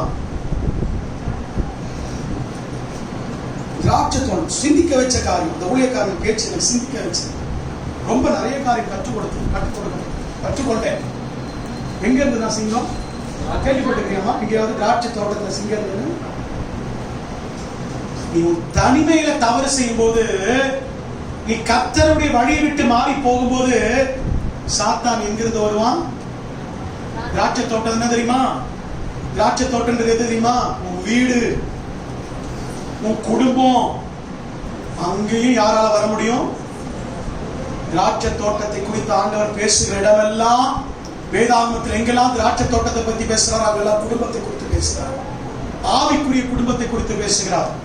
தேவன் வந்து வாசம் பண்ணுகிற இடத்தை சூலமித்தியாலும் மணவாளனாகிய இயேசுவும் உலாவுகிற இடம் எங்கிட்டமா இருந்தது? திராட்சை தோட்டம். அந்த சூலமித்தியா சொல்றா, வாருங்க என் நேசரே, வயல்வெளிக்கு போவோம், அங்க தங்குவோம், அங்க இருக்கிற நல்ல தூதாய பழங்களை நமக்கு கொடுக்கிற, திராட்சை கனிகளை பறித்து கொடுக்கிறேன். அப்ப நேசர் வந்து உலாவுகிற இடம் எது? ஆனா அங்க என்ன வந்துருச்சு? அங்க என்ன வந்துருச்சு? எல்லாரும் சொல்லுங்க, அங்க என்ன வந்துதா? சாதாரண சிங்கம் இல்ல, பால சிங்கம். ஏன் தெரியுமா? சிம்சனுடைய தனிமையான வாழ்க்கையில் என்ன இருந்தது? பாவம் வந்துருச்சு. சரி, என்ன நடந்தது? வரக்கூடாத இடத்துல இருந்து சிங்கம் வந்துருச்சு. இவன் என்ன பண்ணா? இவன் என்ன செஞ்சான்? அந்த சிங்கத்தை என்ன பண்ண? வாசிங்க, தொடர்ந்து வாசிங்க. பாவ சிங்கம் வந்து அப்போது கர்த்தருடைய ஆவி அவன் மேல் பலமாய் இறங்கினதினால் அவன் தன் கையில் ஒன்றும் இல்லாதிருந்தும் அதை ஒரு ஆட்டுக்குட்டியை இழுத்து போடுகிறது போல் இழுத்து போட்டான். இங்கதான் கொஞ்சம் நிறுத்தணும். நம்ம அநேக நேரத்துல சாத்தான சில நேரத்துல நம்ம ஒரு சில நம்முடைய வாழ்க்கையின் ஒரு சில தருணத்துல நம்ம ஜெயிக்கிறோம். நாம ஜெயித்த அந்த அனுபவங்களை நாம என்ன பண்றோம் தெரியுமா? அதையே பேசிக்கொண்டு நான் இப்படி ஜெயித்துட்டேன், இப்படி ஒரு முறை ஜெயிச்சேன், இப்படி ஒரு முறை தாண்டி வந்தேன்னு சொல்லிட்டு அதே அனுபவத்தையே நம்ம சாத்தான ஜெயிப்பதற்கு நம்ம பயன்படுத்தணும் எண்ணுகிறோம். இங்க கொஞ்சம் சிம்சோன் யோசிச்சிருந்தாங்கன்னா, திராட்சை தோட்டத்துல சிங்கம் இருக்க வாய்ப்பு இருக்கா, நம்ம போகிற வழியில ஏன் சிங்கம் எதுக்கு வருது அப்படின்னு யோசிச்சிருந்தாருன்னா, தான் எடுத்த தீர்மானம், தான் போய்கொண்டிருக்கிற பாதை தவறு என்பதை சிம்சோனால என்ன பண்ணிருக்க முடியும்? உணர்ந்திருக்க முடியும். தன் வாழ்க்கையை காப்பாற்றி கொண்டிருக்க முடியும். அவன் அலர்ட்டா இருக்க முடியும். அவன் என்ன செஞ்சான் தெரியுமா? வழக்கம் போல பசுத்தாவினர் மேல இறங்கிட்டாரு. நான் கிழிச்சு போட்டுன்னு சொல்லி கிழிச்சு போட்டு போயிட்டான். முடிஞ்சிச்சு, சாத்தான் கிழிக்கப்பட்டான். இப்ப நீங்க கேட்கலாம், இங்க ஜெயம் தானையா, இங்க வெற்றி தானே கிடைச்சது, இங்க எங்க தோல்வி கிடைச்சது? பொறுக்கணும், பொறுமையா இருக்கணும், பொறுமையா இருக்கணும்.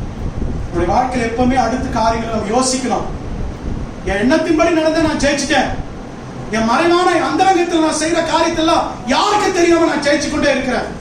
ரொம்ப நாள் ஓடிக்கிட முடியாது. ஐயா, அம்மா, வாலிப தம்பியே, தங்கச்சியே, யாருக்கும் தெரியாதுன்னு ரொம்ப நாள் என்ன பண்ணிட முடியாது. சொல்லுங்க, உன் அந்தரங்க ஒரு நாள் வெட்ட வெளிச்சமாய் மாறித்தான் தீரும். ஜெயிச்சுட்டாரு, போயிட்டாரு, பெண்ணை பார்த்துட்டாரு, எல்லாம் செஞ்சுட்டாரு. திரும்ப வர்ற, திரும்ப வரும்போது என்ன நடக்குது தெரியுமா? வாசிங்க. அதே நியாயாதிபதிகள் புஸ்தகம் 8ஆம் அதிகாரம் 9ஆம் வசனம் வாசிங்க. நியாயாதிபதிகள் 8. இந்த சிங்கத்தை ஜெயித்தான் தெரியுங்களா? இது யார்கிட்ட சொல்ல? இது யார்கிட்ட சொல்ல? சொல்லுங்க. சிங்கத்தை சந்திச்சதையும் சிங்கத்தை ஜெயித்ததையும் யார்கிட்ட சொல்லல? ஆமா, இன்னைக்கு எதுவுமே யாருக்கும் சொல்ல மாட்டோம். இதுதான் மறைவு, இதுதான் அந்தரங்கம். இந்த மறைவு தான் சிம்சோனை அடுத்த பாவத்துக்கு தள்ளினது. என்ன பாவம் தெரியுமா? இப்ப வாசிங்க. நியாயாதிபதிகள் 14ஆம் அதிகாரம் 8ஆம் வசனத்தை 9ஆம் வசனத்தை வாசிங்க. சில நாளைக்கு பின்பு அவன் அவளை விவாகம் பண்ண, அப்ப அந்த முடிவுல உறுதியா இருக்கிறான், தான் எடுத்த முடிவுல உறுதியா இருக்கிறான். திரும்பி வந்து கொஞ்சம் நல்லா வாசிங்க. சிங்கத்தின் உடலை பார்ப்பதற்கு என்ன விலகி போனானா? அந்த வழி விலகி போனான்றதை அண்டர்லைன் பண்ணிக்கணும். எதை பார்க்கறதுக்காக? சிங்கத்தை ஜெயித்திய, ஒரு முறை ஜெயிச்சிட்டியே, உணர்ந்து திருந்தி இருக்கணுமா, இருக்க கூடாதா? ஆனா எதை பார்க்க மறுபடியும் போனாரா? எதை பார்க்க மறுபடியும் போனாரா? செத்து போன சிங்கம். அப்படி சொல்லுங்க. இன்னைக்கு இப்ப அந்த சிங்கம் எதுதான்? செத்து போன சிங்கத்தின் உடலை பார்ப்பதற்கு என்ன பண்ணானா? போகிற நேர் வழியை விட்டு பக்க வழிக்கு விலகி போகணும். அல்லேலூயா.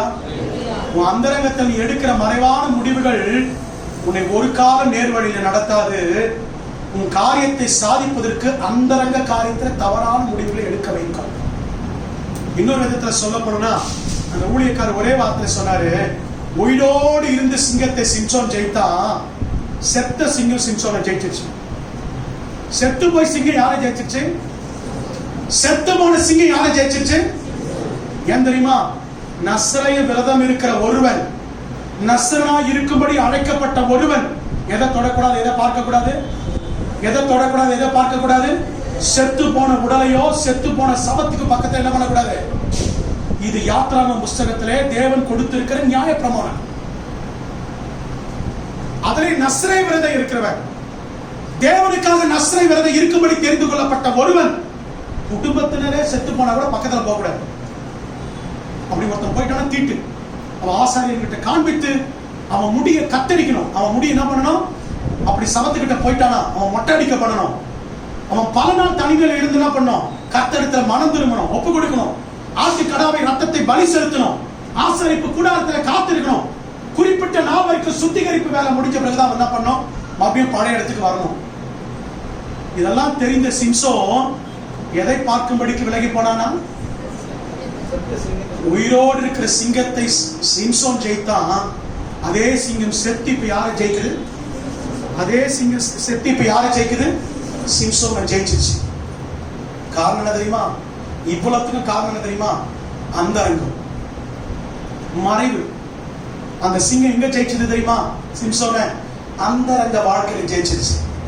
போனா அந்த சிங்கத்தின் உடல் என்ன பார்த்தானா, தேன் இருக்கிறத பார்த்தானா, எடுத்தானா, மட்டாய் சாப்பிட்டான். எப்படி சாப்பிட்டானா, மட்டாய் என்ன தெரியுமா, அப்படி நாம் என்ன பண்ணுவோம், சாப்பாடு நல்ல ருசி சாப்பிடாது சாப்பிட்டு எப்படி சாப்பிடுவோம், என்ன எப்படி சாப்பிடுவோம், அப்படி கையில ஒரு பருக்கு இருக்காது, சாப்பிட்ட அடையாளம் இருக்காது, அப்படி சாப்பிடுவோம், நமக்கு ரொம்ப பிடிச்சு போனா. அது போல மட்டாய் சாப்பிட்டு கொண்டு போய் யாருக்கு கொடுத்தானா, ஆனா எங்கிருந்து எடுத்தா எங்கிருந்து கொண்டு வந்தாது என்பது யாருக்கு தெரிவிக்கல. இங்கேயும் மறைவு. இந்த ஒட்டு மொத்த மறைவு எங்க கொண்டு போச்சு தெரியுமா சிம்சோன, இந்த ஒட்டு மொத்த மறைவு அந்தரங்கத்துல சாத்தான், அந்தரங்கத்துல சிங்கத்தை போல வந்து சாத்தான் ஜெயித்த அந்தரங்க பாவத்தினால, மறைவான குற்றத்தினால எங்க கொண்டு போய் விட்டு தெரியுமா. ஒரு நாள் சிம்சோன ரெண்டு கண்கள் பிடுங்கப்பட்டு இப்ப யார் எப்படி இருக்கிறான், வேடிக்கை காட்டுற பொருளா இருக்கிறான். ஒரு பரிதாபமான ஒரு விஷயம் என்ன தெரியுமா, நியாயாதிபதிகள் 16ஆம் அதிகாரம் 18 என்று நினைக்கிறேன், 18ஆம் வசனத்தை வாசிச்சு பாருங்க. நியாயாதிபதிகள் 16ஆம் அதிகாரம் 18ஆம் வசனம் என்று நினைக்கிறேன். இல்ல 16ஆம் அதிகாரம். அந்த ஒரு கையிலாக கொடுக்கிற ஒரு சிறு பையனை தேடினானா. யாரை தேடினானா, 26ஆம் வசனம் வாசிங்க. 26ஆம் வசனம் வாசிங்க.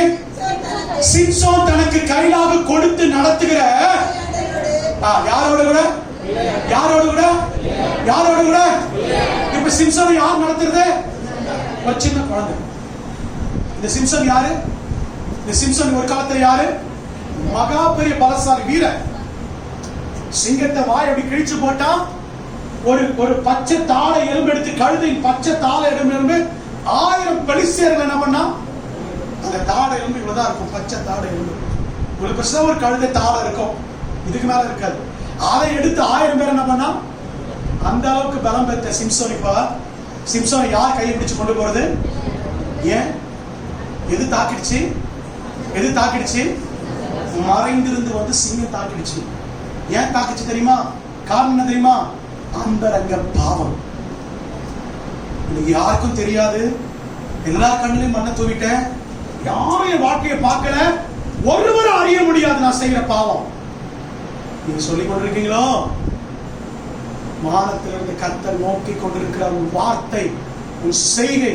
நீ பாவம் செய்தாதான் பாவம் இல்ல, பாவம் செய்வதற்கு தூண்டுகிற காரியம் உனக்குள்ள இருந்தாலே, இச்சகம் பேசுகிற வார்த்தை இருந்தாலே, ஒருவன் உன்னை இச்சையோடு பார்க்கிறதுக்கு நீ உடம்பு உடுத்தினாலே நீ யார் தான், நீ யார் தான் விபச்சாரம் செய்யறதுக்கு ஆயத்தமாட்டேன்னு அர்த்தம். நீங்கள நான் தவறு செய்வதற்கு ஆயத்தமான வழிகளை உருவாக்கிட்டாலும் நம்ம யார் தான், வார்த்தை தான் பாச, ரெண்டு ஒரு வார்த்தை தான் பேசுறேன், அப்படி சிரிச்சுக்கிட்டே ரெண்டு ஒரு வார்த்தை போன்ல தான் பேசுறேன், அப்படியே தொடர்ந்து வந்து என்ன பிடிச்சிக்கிச்சு. ஒரு முறை தான் சந்திச்சேன், ஒரே ஒரு முறை தான் கிஃப்ட் கொடுத்தேன், ஒரே ஒரு முறை தான் காரியத்தில் நாம பண்ணோம்.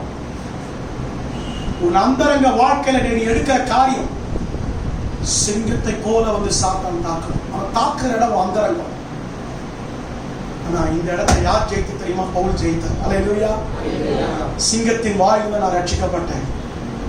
என் அந்தரங்கத்தை சாத்தான் பலமுறை தாக்க முற்பட்டான், ஆனா நான் காத்து கொண்டேன் என்று அப்போஸ்தலனாகிய பவுல் எபேசியருக்கு சொன்னார். எபேசியருக்கு எழுதும்போது 5ஆம் அதிகாரம் வாசிங்க. 5ஆம் அதிகாரம் 11-12 வசனங்களை வாசிங்க. எபேசியருக்கு எழுதின நிருபம் 5ஆம் அதிகாரம் 11-12. கனியற்ற அந்தகார கிரியைகளுக்கு உடன்படாமல் நான் கடிந்து கொண்டது போல நீங்க என்ன பண்ணுங்க? கடிந்து கொள்ளுங்க. அந்தகார கிரியைகளுக்கு உடன்படாதீங்க. அந்தரங்கத்தை தாக்கும். முதல்ல இன்பமா இருக்கும். நீ பேசுகிறது ஒரு வார்த்தை இன்பமா இருக்கும். நீ பேசுகிற கெட்ட வார்த்தை முதல்ல உனக்கு அப்படியே ஏதோ ஒரு மகிழ்ச்சி கொடுக்கும். நீ பார்க்கிற ஒரு காட்சி உனக்கு ஏதோ ஒரு உத்வேகத்தை கொடுக்கும். மகளே, என் அருமை மகனே, உன் அந்தரங்க ஜாக்கிரதையா இருப்பதாக. உன் அறையை கெட்டியாய் கட்டிக்கொள். உன் அறையை நீ காக்கிற தருணம் வந்துருச்சு. ஏன் தெரியுமா? வித்தியாசத்தை காண போக நாட்களுக்கு நேரம் நீங்க நானும் வந்துட்டோம். தேவன் வித்தியாசத்தை காணுகிற நாட்களுக்கு நேரம் வந்துட்டு. இனி காலம் செல்லாது. இனி ஒரு மன்னிப்பு கேட்டுக்கிடலாம். இனி ஒரு வாய்ப்பு கிடைக்கும். இன்னைக்கு ஒரு பாவ மன்னிப்பு கேட்டுக்கலாம். ஆண்டவர்கிட்ட போயிட்டு ஒரு நாள் உபவாசம் பண்ணி மனம் திருப்பிடுவார். நம்மளை ஆண்டவர் மன்னிச்சிருவார். இல்ல அந்தரங்க வாழ்க்கை இன்றைக்கு சரி பண்ணிக்கொள்ளு. கெர்ச்சிக்கிற சிங்கம் போல உன் அந்தரங்க வாழ்க்கை தாக்குவதற்கு வரான். உன்னை சுத்தி வரான். ஒரு திராட்சை தோட்டமானாலும் வருவான், சபையானாலும் வருவான், செபிக்கிற இடமானாலும் உன்னை தாக்குவதற்கு வருவான். உன் அந்தரங்க சரியில்லைன்னா அந்தரங்க வாழ்க்கை கட்டிக்கொள்வீர்களா? எபிரேயருக்கு நிருபம் 11ஆம் அதிகாரம் 36 33ஆம் வசனத்துல சிலர் சாத்தானை ஜெயித்தாங்க. எப்படி ஜெயித்தாங்க? வாசிங்க. எபிரேயர் 11:33. விசுவாசத்தினாலே பலர் தேவ ராஜ்யங்களை ஜெயித்தார்கள், நீதியை நடப்பித்தார்கள், வாக்குத்தத்தங்களை பெற்றார்கள். எல்லாரும் சொல்லுங்க, என்ன அடைச்சாங்களா? எல்லாருக்கும் சத்தமா சொல்லுங்க, என்ன அடைச்சாங்க? சிங்கங்கள் வாயை கிழிச்சாங்கன்னு தெரியும். அடைச்சது யாருங்க? தாவீது சிங்கத்தின் வாயை கிழிச்சு போட்டார். சிம்சோன் சிங்கத்தின் வாயை கிழிச்சு போட்டார். ஆனா சிங்கத்தின் வாயை அடைச்ச ஒரே மனுஷன் யார் தெரியுமா? தானியேல். அல்லேலூயா. தானியேல் கிட்ட எது வாயை திறக்கல? சிங்கத்தின் வாயை ஆண்டவர் என்ன பண்ணார்? தானியேலுக்காக கட்டி போட்டார்.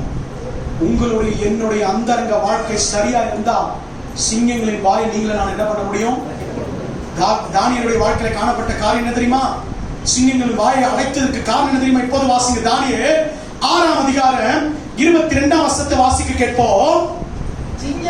சிங்கங்கள் என்னை சேதப்படுத்தாதபடிக்கு தேவன் தம்முடைய தூதனை அனுப்பி அவைகளின் வாயை கட்டி. சிங்கம் வந்தது உண்மைதான், எதிர்த்து வந்தது உண்மைதான். ஆனா தேவ தூதனை அனுப்பி அவன் வாய் என்ன பண்ணார்? ஆண்டவரே கட்டி போட்டாரு. அதோடு முடிக்கல. அது என்னவென்றால், அவருக்கு முன்பாக நான் குற்றமற்றவனாய் காணப்பட்டேன், ராஜாவாகிய உமக்கு முன்பாகவும். கரங்களை தட்டி ஆண்டவருடைய நாமத்தை மகிமைப்படுத்துவோம். சுருங்க சொல்ல போனா ஒரே வார்த்தை சொன்னா, தானியேலுடைய வாழ்க்கையில ஒளிவு மறைவில்லாதது. ஆமென். நான் தேவனுக்கு முன்பாக நான் எப்படிப்பட்டவனா இருக்கிறேன்? சுத்தம் உள்ளவனா இருக்கிறேன். ராஜாவுக்கு முன்பாக எப்படி இருக்கிறேன்? சொல்லுங்க. என்னிடத்துல காண்பிக்கும்படி ஒரு குற்றம் எனக்கு இல்லை. நீங்களும் சொல்ல முடியுமா? உங்க ஆண்டவராக இயேசு கிறிஸ்து சொன்னார், இதோ உலகத்தின் அதிபதியானவன் என்னிடத்துல வருகிறான், அவனுக்கென்று என்னிடத்துல. எத்தனை பேர் தைரியமா சொல்ல முடியும்? இன்னைக்கு சாத்தானுக்கு என்று என்கிட்ட ஒண்ணுமே கிடையாது. எத்தனை பேரால தைரியமா கரம் உயர்த்த முடியும்? தமிழ் வேதாகமத்துல இப்படி பயன்படுத்தப்பட்டிருக்கு, நீதி கேடு செய்வதில்லை, நான் குற்றமற்றவர் என்று சொல்லி. ஆங்கில வேதாகமத்துல தானியேல் தீர்க்கதரிசி புத்தகம் 6ஆம் அதிகாரம் 22ஆம் வசனம் ஆங்கில வேதாகமத்துல எப்படி எழுதப்பட்டிருக்குன்னா, I was innocent. எப்படிப்பட்டவனா இருக்கு தெரியுமா? இன்னசென்ட் பீப்புளா இருக்கு, இன்னசென்ட்டா இருக்கிற, கள்ள கபடற்ற வாழ்க்கை. சிங்கம் தாக்க கூடாதுன்னா கிறிஸ்தவ வாழ்க்கையில காணப்பட வேண்டியது என்னது? சொல்லுங்க, என்னது? கள்ள கபடு உள்ளத்துல இருக்கக்கூடாது. இன்னொரு விதத்துல சொன்னா, நம்முடைய அந்தரங்க வாழ்க்கையில சொல்லுவதற்கு சாத்தான் கெர்ச்சிப்பிக்கிறதுக்கு ஒண்ணு இருக்கக்கூடாது. ஆமென். அல்லேலூயா. இன்னைக்கு நம்முடைய எத்தனை பேருடைய அந்தரங்க வாழ்க்கை கர்த்தருக்கு தெரியும். இன்னைக்கு நம்முடைய எத்தனை பேர் சொல்ல முடியும் அந்தரங்க வாழ்க்கை உத்தமமா இருக்கிறது? ஆலயத்திற்கு வரும்போது ஒரு வார்த்தை பேச்சு, ஆலயத்தை விட்டு கடந்து படிக்கட்டை இறங்கி அப்படி போன உடனே இன்னொரு பேச்சு. அதெல்லாம் நடக்காது, அதெல்லாம் சொல்லுவாங்க, அதெல்லாம் முடியாது, அதெல்லாம் ஏட்டு சொரக்க கறிக்கு உதவா. அந்த வசனத்தின்படிலாம் வாழ முடியாது. வசனம் நல்லாதான் இருக்குது, அது நடைமுறைக்கு ஒத்து வருமா? அதன்படி வாழ முடியுமா?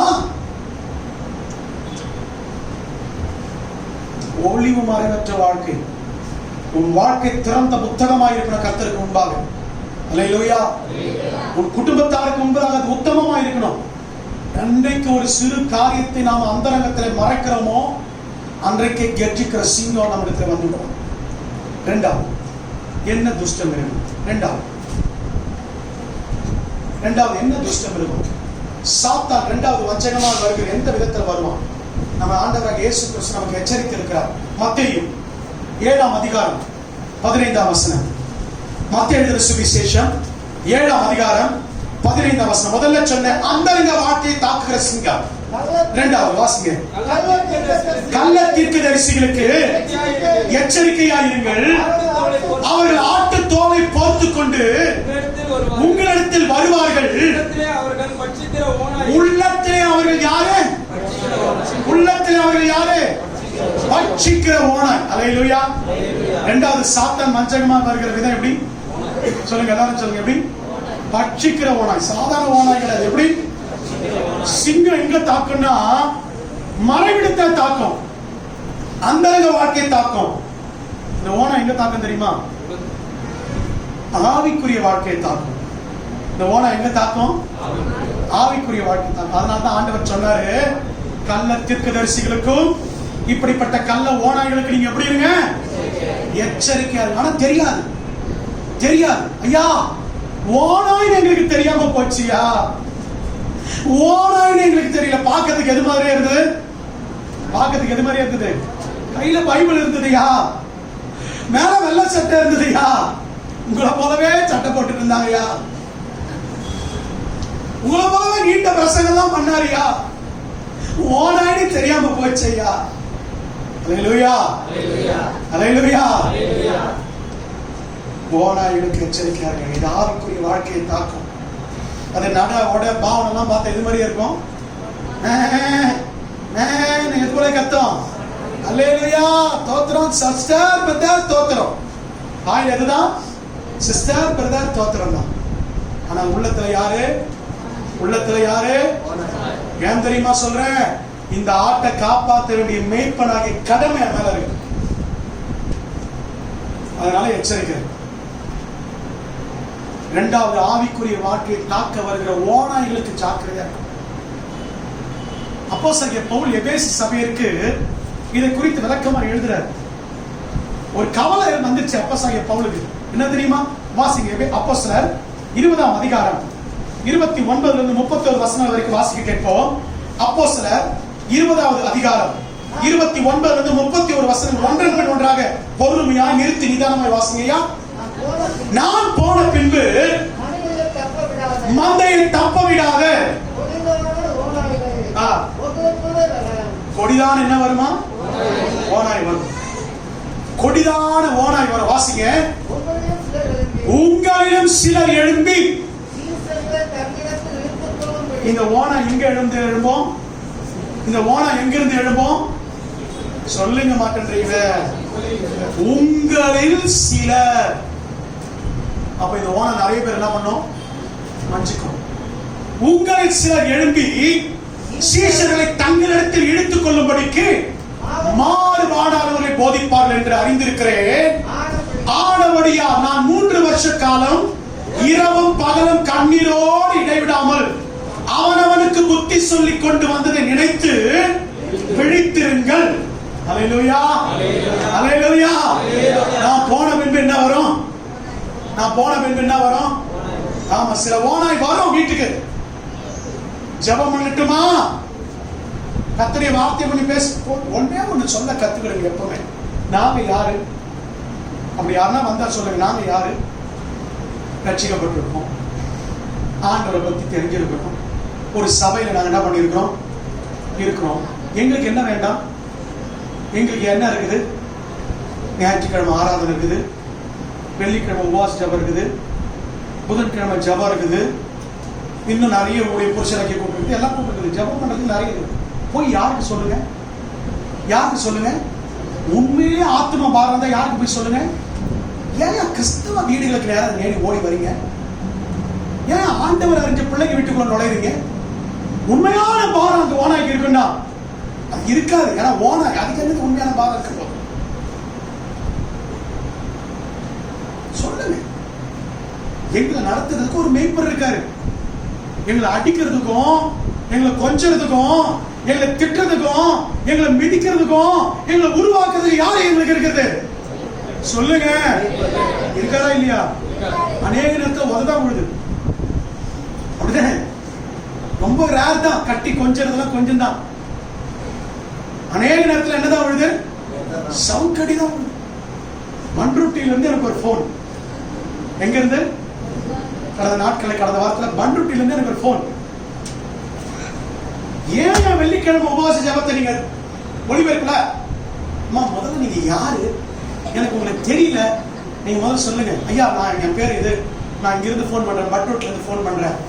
நான் கொஞ்ச நாளா உங்க யூடியூப்ல உங்க சேனல் உங்க செய்தியை கேட்டுட்டு இருக்கேன். வெள்ளிக்கிழமை உபவாச ஜெபத்தில் நான் இணைஞ்சு ஜெபம் பண்ணிட்டு இருக்கிறேன். சகோதரி ஜெபிக்கிறது, நீங்க ஜெபிக்கிறது, எல்லாரும் இங்க சேர்ந்து ஜெபிக்கிறது ரொம்ப ஆசீர்வாதமா இருக்கு. என் கணவன் அந்த ஜெபத்தை இப்ப பாக்குறாங்க. பார்க்காத இருந்து அந்த ஜெபத்தை இந்த வாரம் மிஸ் பண்ண எங்களுக்கு கிடைக்கல.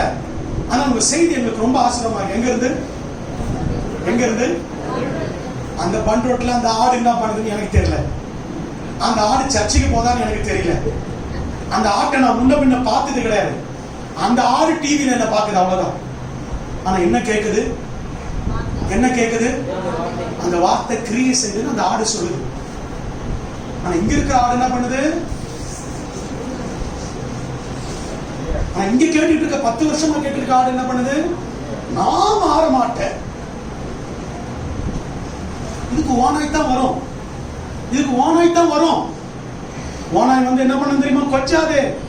ஓனாய் என்ன பண்ண தெரியுமா?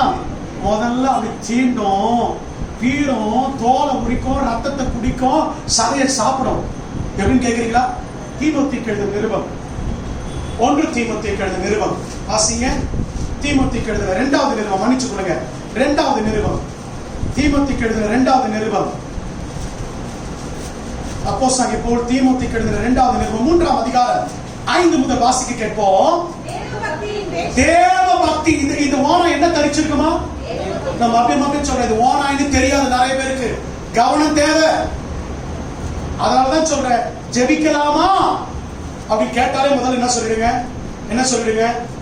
எங்களுக்கு ஜெபிக்க கத்து கொடுத்திருக்காரு ஆண்டவர். 10ஆம் வரைக்கும் சவுக்கடி கூட எங்க ஊழியக்காரங்களுக்கு சொல்லி கொடுக்கிறாரு. எங்களுக்கு ஜெபம் சொல்லி தரப்படுது. நீங்க போய் தெரியாதவங்களுக்கு என்ன பண்ணுங்க? ஆமா. தேவ பக்தி வேஷம் தரித்து அதன் பெறனை மறுதளிக்கிறவர்களாக இருப்பார்கள். இப்படிப்பட்டவரை விட்டு நீ விலகிடு. இல்லன்னா என்ன நடக்கும் தெரியுமா? வாசிங்க. பாவங்களால் நிறைந்து பற்பல இச்சைகளால் இழுப்புண்டு எப்பொழுது கற்றால். ஒரு நிமிஷம் நிறுத்துங்க. எப்போ? 10 வருஷமா. எத்தனை வருஷமா? சிலர் 8 வருஷம், சிலர் 7 வருஷம், சிலர் 5 வருஷம், சிலர் 2 வருஷம், சிலர் 1 வருஷம். எப்படி நீங்க இந்த சபைக்குள்ள வரீங்களோ அப்படி போட்டுடுங்க. எப்பொழுது கற்றாலும் ஒருபோது சத்தியத்தை அறிந்து. இந்த வார்த்தைகள் எல்லாம் பவுல் எழுதுகிற வார்த்தைகள் ரொம்ப ரொம்ப ரொம்ப ரொம்ப அருமையான வார்த்தைகள். சத்தியத்தை அறியல உணர்கிற இருதயம் இல்லை. இன்னைக்கு நிறைய இருதயம் எப்படி இருக்கு தெரியுமா? கற்பாரை விட மோசமாயிட்டு, இரும்பு போல ஆயிட்டு நிறைய இருதயம். வார்த்தை உள்ள போல, அந்த வார்த்தை கர்த்தருடைய வார்த்தை வருது, அப்படியே தெரிக்குது வார்த்தை. கர்த்தருடைய வார்த்தை உள்ள போக முடியல. சத்தியத்தை அறிகிற உணர்வு இல்ல. சத்தியத்தை அறிந்து உணர்வு இல்லாத இருக்கிற யாருடைய வீடுகளிலே? பெண் பிள்ளைகளை வச்சிருக்கிற அருமையான தாய் தகப்பமாரே, கொஞ்சம் ஜாக்கிரதை, கொஞ்சம் ஜாக்கிரதை, ரொம்ப ஜாக்கிரதை. பெண் பிள்ளைகளுடைய வீடுகளில் இப்படிப்பட்டவர்கள் நுழைந்து அவர்கள் என்ன பண்ணி கொள்றாங்களா? தங்களுக்காக வசப்படுத்தி. வீட்டுக்குள்ள இருள் இருக்குன்னுவா, பல்பு போட்டா போயிடாது. அது பல்பு போட்ட ஒரு டியூப்லைட் போட்டா போயிடும். இதுக்கு என்ன தெரியாது? உன்னை சுத்தின ஒரு கருப்பூரம் சுத்தி சுத்தி வருது, கொஞ்ச நேரத்துக்கு முன்னாடி நீ தான் சுத்தி வந்த. இதுக்கு மேல தீர்க்க தரிசனம் வேணாங்க. பாவம் செஞ்சா சகலமும் வரும், ஒரே ஒரு அடியில் அடிக்கலாம். நீ பாவியா வரும். பாவியோட வீட்டுல இருள் இருக்காம என்ன பரிசுத்த ஆவியானவர் உலாவிட்டு இருப்பார் கை கரம் தட்டி. பாவம் செய்யற மனம் திரும்ப சொல்லு. நீ பாவத்துல இருக்கிற மனம் திரும்ப.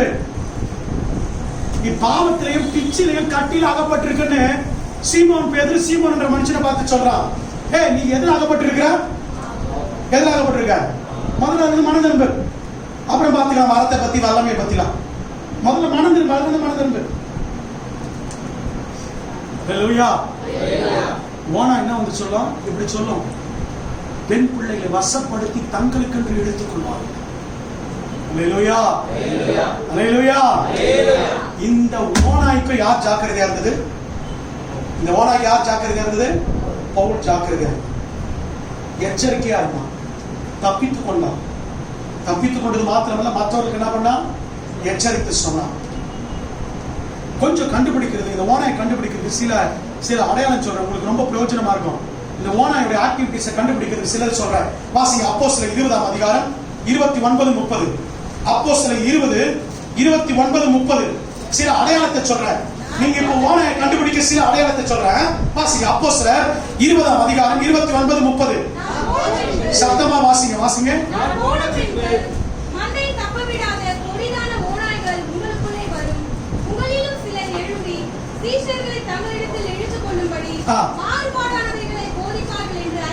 நல்ல கவனிங்க, இழுத்துக் கொள்வார்கள். என்ன பண்ணுவாங்க? இழுத்துக் கொள்வாங்க. யார் பக்கமா இழுத்துக் கொள்வாங்க? இந்த ஓனாயுடைய அடையாளம் என்ன தெரியுமா? தேவனுக்கு நேர ஜனங்களை நடத்தாது. யாருக்கு நேர ஜனங்களை நடத்தும்? தங்கள் பக்கமா எடுத்துக்கொண்டது. ஓனாயுடைய அடையாளம் சொல்ற, குறிச்சுக்கொள்ள.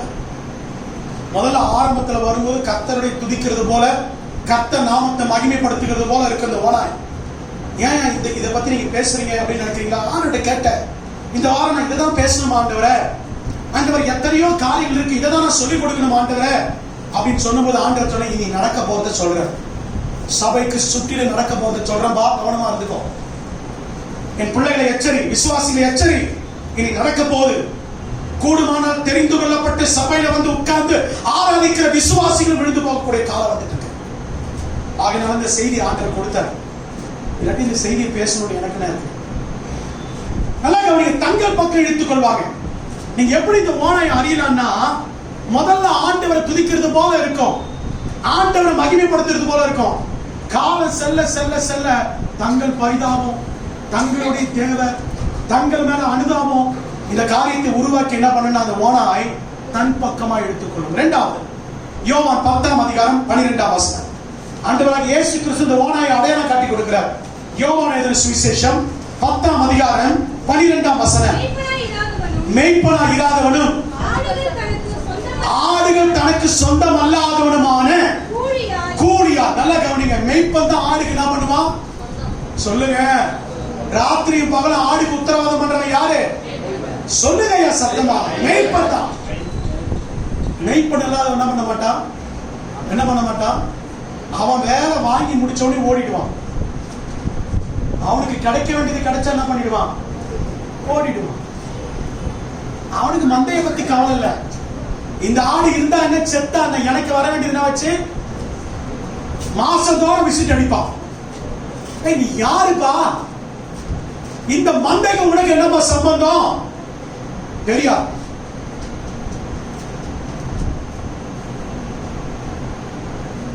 இந்த ஆட்டுக்கு உனக்கு என்ன சம்பந்தம்? தெரியாது. மேய்ப்பனா இல்லாதவனும் ஆடுகள் தனக்கு சொந்தம் அல்லாதவனுமான கூலியால் ஓனாய் வருகிறதை கண்டு ஆடுகளை விட்டு என்ன பண்ணுவானா? ஓடிப்போ. உன்னை அழைச்சி கொண்டு வந்து உட்கார வச்சு ஒரு ஓடிய அழகா சொல்லுவார், கண்ணை கழுவி, மூக்க கழுவி, நாக்க கழுவி, நீ படுத்துட்டு இருக்கும் போதெல்லாம் தட்டி எழுப்பி சபையில உட்கார வச்சு ஆகாரத்தை ஊட்டி எல்லாம் செஞ்சா எங்கிருந்தோ ஓனாய்க்கு என்ன பண்ணிடும்? அந்த ஆடு செவி சாய்த்து போயிடும். கவனம் தேவை. நடக்க போறத சொல்றேன், நீ நடக்க போகுது. வரப்போறது முன்னாடி எத்தனை ஆத்துமாக்கள் நீங்க காத்துக்கொள்ளணுமா காத்துக்கொள்ளணும். எச்சரிக்க வேண்டிய இடத்துல இருக்கிறேன், கடிந்து கொள்ள வேண்டிய இடத்துல நின்று கொண்டு இருக்கிறேன். அப்போ அந்த ஓனாய் ஆடுகளை பீறி அவைகள் என்ன பண்ணும்? ரெண்டாவது, முதல்ல சொன்ன ஓனாய் தன் பக்கமா இழுக்கும். ரெண்டாவது, இந்த ஓனாயுடைய குணவரிசை என்ன தெரியுமா? சிதறடிக்கும்.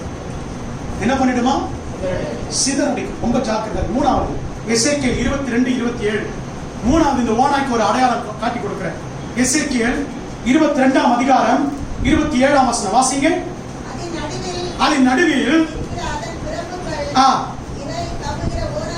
இறை கவுகிற ஓநாயை போல இருக்கிறார்கள். அநியாயமாக பொருள் சம்பாதிக்கிறதுக்கும் ரத்த சிந்துகிறார்கள். ஆத்துமாக்கள் என்ன பண்றாங்கன்னா, அவங்களுடைய நோக்கம் என்ன தெரியுமா? கொள்ளடிக்கணும், ஆதாயம். ஒண்ணு போட்டா 2 கிடைக்கணும், 2 போட்டா 4 கிடைக்கணும், 4 போட்டா 5 கிடைக்கும். ஆலய வியாபார ஸ்தலம் அல்ல, தேவனுடைய ராஜ்யம் வியாபாரத்துக்கானது அல்ல. மூணாவது, இந்த ஓனாயுடைய அடையாளம் என்ன தெரியுமா? பொருள் சேர்க்கும், வஞ்சனையாய் சேர்க்கும் பொருள், இழிவான ஆதாயத்துக்கு வந்து நிற்கும். நல்லா கவனிங்க. ஆண்டவர் சொன்னாரு, இலவசமாய் பெற்றீர்கள், இலவசமாய் ரட்சிப்பு என்ன கிடையாது, சுவிசேஷம் என்ன கிடையாது, காசுக்கு இல்ல. அதான் ஊழியக்காரர் சொல்லிட்டே இருக்கிறார். எவனாவது அற்புதம் செய்யறேன், பிசாசு துரத்துறேன், உன் வீட்டுல பிள்ளி சுனி எடுக்கிறேன், மந்திர கட்டை உடைக்கிறேன், எனக்கு இவ்வளவு கொடுன்னு என்ன பண்ணாத, என்ன பண்ணாத.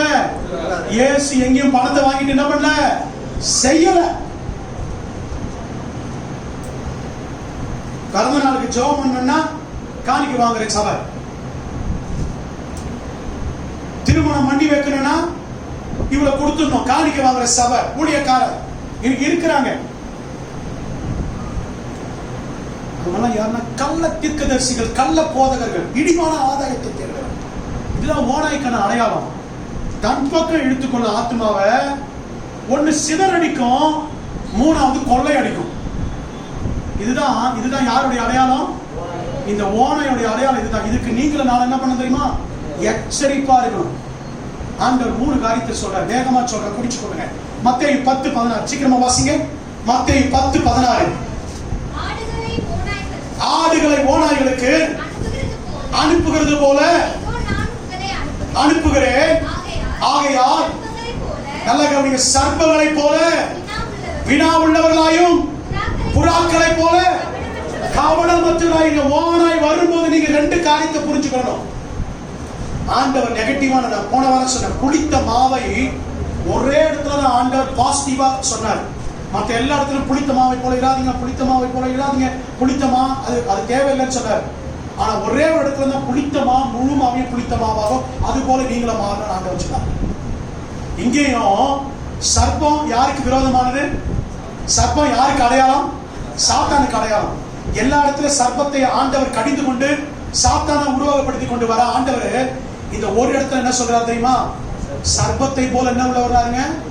இவன் ஏன் எதுக்கு வரா, இவன் எதுக்கு பேசுறான், இவன் என்ன காரியம் சொல்ல வராங்க, என்ன காரியத்தை பேசுறாங்க, எதற்காக நம்ம வீட்டுக்குள்ள அடிக்கடி வராங்க, எதற்காக இந்த காரியத்தை திரும்ப திரும்ப பேசுறாங்கன்றத சர்ப்பத்தை போல வினவுள்ளவர்களா இருந்து கற்றுக்கொள்ளும்.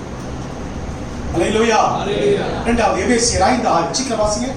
எபேசியர் 5:6. சர்ப்பத்தை போல வினவுள்ளவர்களா இருக்கணும். வாசிங்க. எபேசியர் 5:6. இப்படிப்பட்டவர் நிமித்தமாக கீழ்ப்படியாமின் பிள்ளைகள் மேல் வருகிற தேவ கோபாக்கினி மேல் வருவதால் ஒருவனும் உங்களை வீண் வார்த்தையினாலே மோசம் போக்காதபடிக்கு. இரண்டாவது, இந்த ஓனாய் கிட்ட இருந்து வர வீண் வார்த்தைகளை நம்பி என்ன பண்ணாதீங்க. இந்த ஓனாய் கிட்ட இருந்து என்ன வார்த்தை தான் வரும்?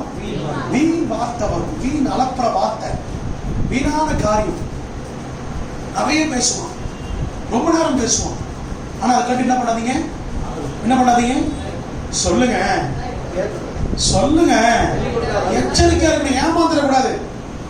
இயேசு நீண்ட பிரசங்கத்தையும் பண்ணார், மலை மேல உட்கார்ந்து. கப்பல் நமக்கு போறாரு, அங்க எதுக்கு ஒரு குஷ்டரோகி வரான், போய் சுத்தமா போனார், அவ்வளவுதான். சின்ன பிரசங்கத்தை என்ன பண்றாரு, செய்யறாரு. நீண்ட பிரசங்கம் பண்ணாதான் தேவ ஊழியர் இல்ல, சமயத்துக்கு கேட்ட வார்த்தைகளை பேச அறிந்திருக்கணும். அவன் தான் கர்த்தருடைய ஊழியக்காரன். அல்லேலூயா.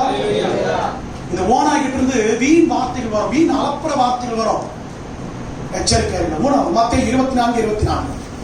மத்தேயு 24:24. விளக்க நேரம் இல்லை, நீங்க வீட்டுக்கு சென்று வாசிங்க.